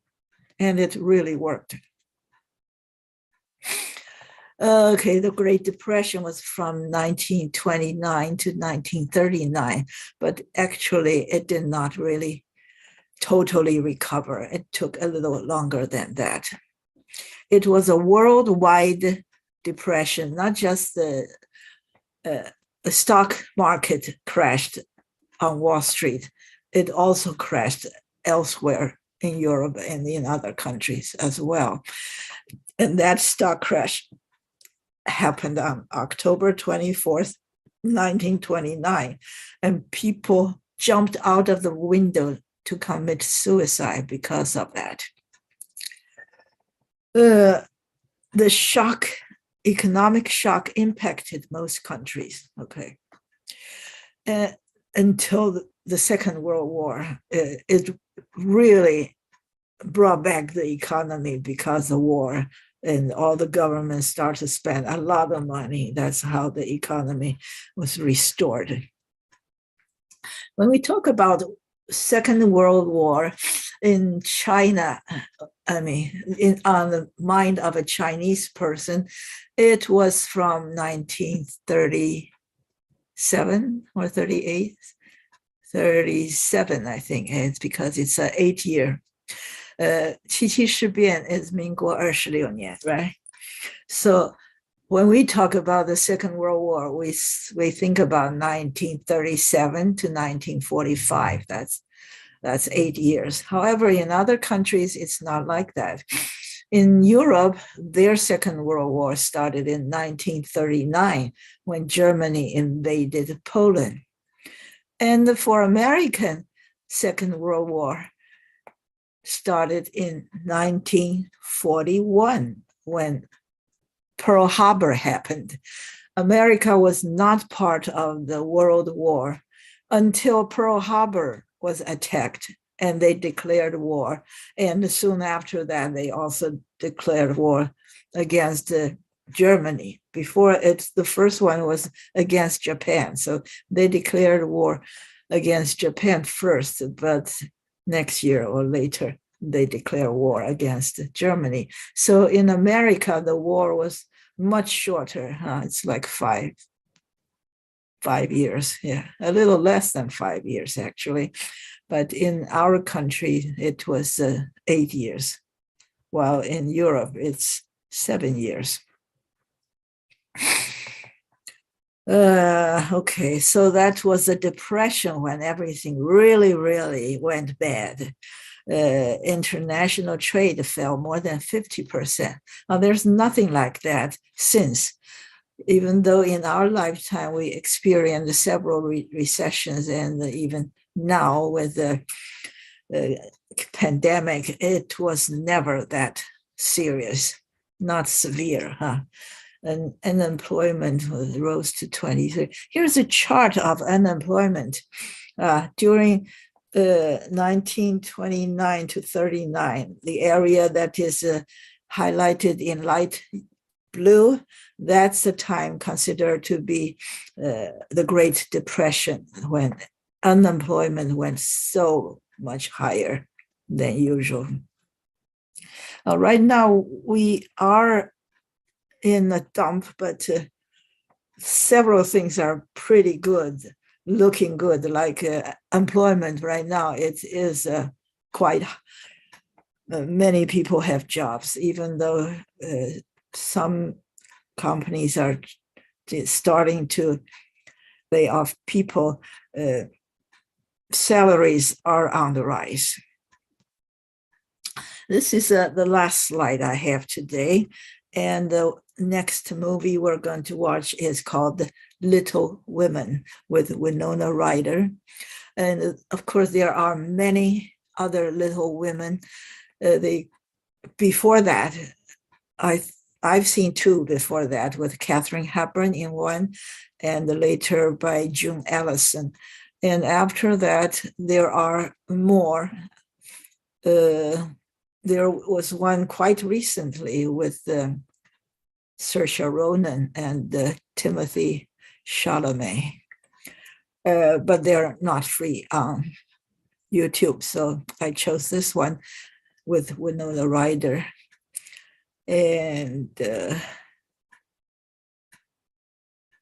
I think it has, the person playing her mother was, she was in, can't remember her name. She was in the baseball movie with Kevin Costner, and she was in how do you call Atlantic City with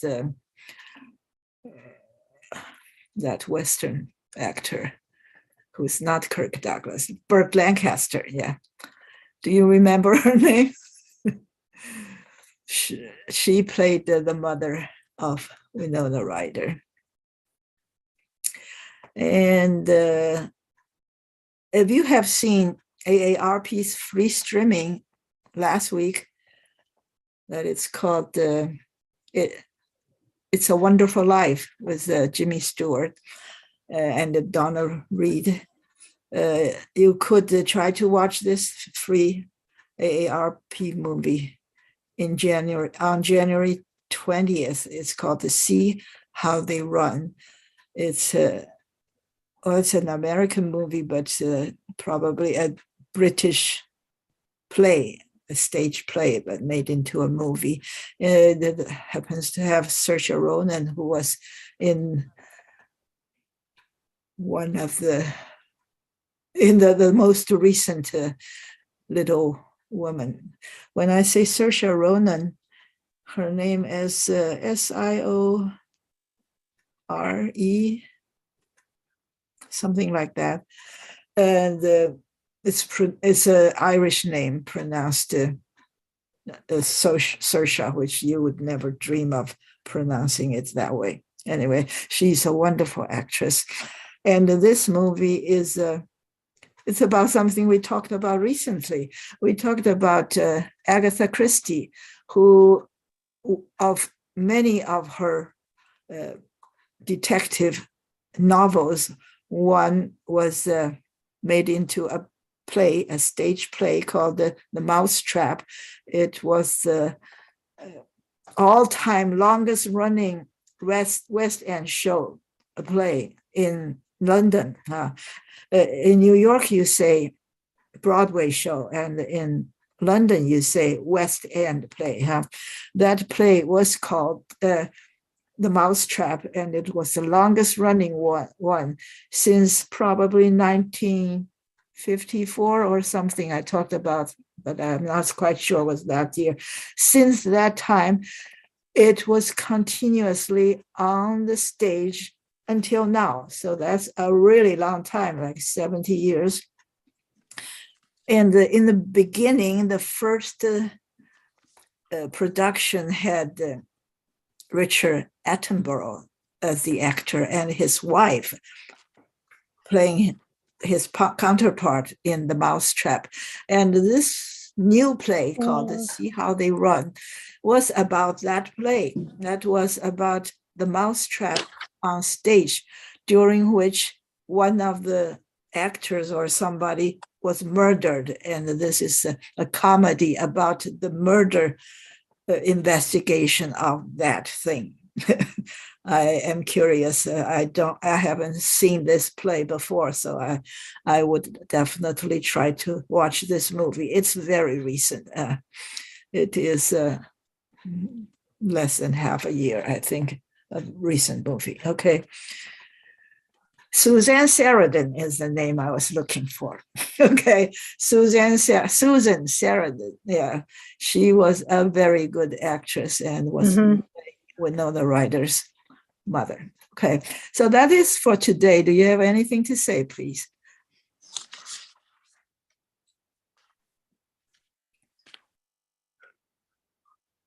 Just that I was very impressed with Jane Darwell's performance in that movie. Yes, I mean, she was. Henry Fonda is Henry Fonda. He's good in just every film, but Jane was a really good, pleasant surprise. Really, I seen the movie many years ago, but I don't recall her being so good. Maybe I'm older now and I can appreciate her pragmatic manners, her holding the family together and through hardships. I was very impressed with her performance. Yeah, I was also surprised that at that time they don't hug or kiss each other. Right. Yeah, he went back out of the prison on parole. He would shake the father's hand, and so. Yeah, right. I think it's more of a European thing, like Spanish people or Italian people. They hug people more. Yes. Yeah. They're kind of more reserved since. Yeah. But John Carradine was also very delightful as a preacher. I thought he was great. He was very refreshing. His thinking and his manners. Yeah. He really brought that character to life. Right. Right. Yeah. Okay, thank you very much. Just watch that movie, Little Women, for the second class in January. Okay. Okay. Okay. Thank you very much. Thank you much. Okay, thank you. Merry Thank you. Christmas. Yeah, Merry Merry And a Christmas Happy New for Year. everybody. Uh-huh. Okay, bye. 谢谢 Bye. 老师，谢谢谢谢 Joe，Thank you so 谢 much。谢，拜拜。 Bye. 哎，Joe，你的 Yeah 那个女儿人的还是哪女儿人啊？那个什么，纽西兰的那个 trip，你们有多少人？你现在只有2个吗？或是你还有其他？只有2个呀。哦，只有我的2个。roommate 是杨旭俊。哦，OK，因为我后来我看一下，我是2019年我们有去了，我们是 land tour，哦呀，很不，OK，错，非常漂亮的一个地方。Yeah， New Zealand 呀，那 New Zealand 和那个 Australia，我们2个地方都有去，不错。 Yeah, 不 we're 错 just going to Sydney and Melbourne and that island. Yeah, Not Patagonia, something like that. yeah, it's very Anyway, nice. And Then we I go think to it's New Zealand all the like way from south to the north. right. And I think the deal is very good. Yeah, you find a Yes, good yes. deal. Yeah. Okay. Okay, have fun.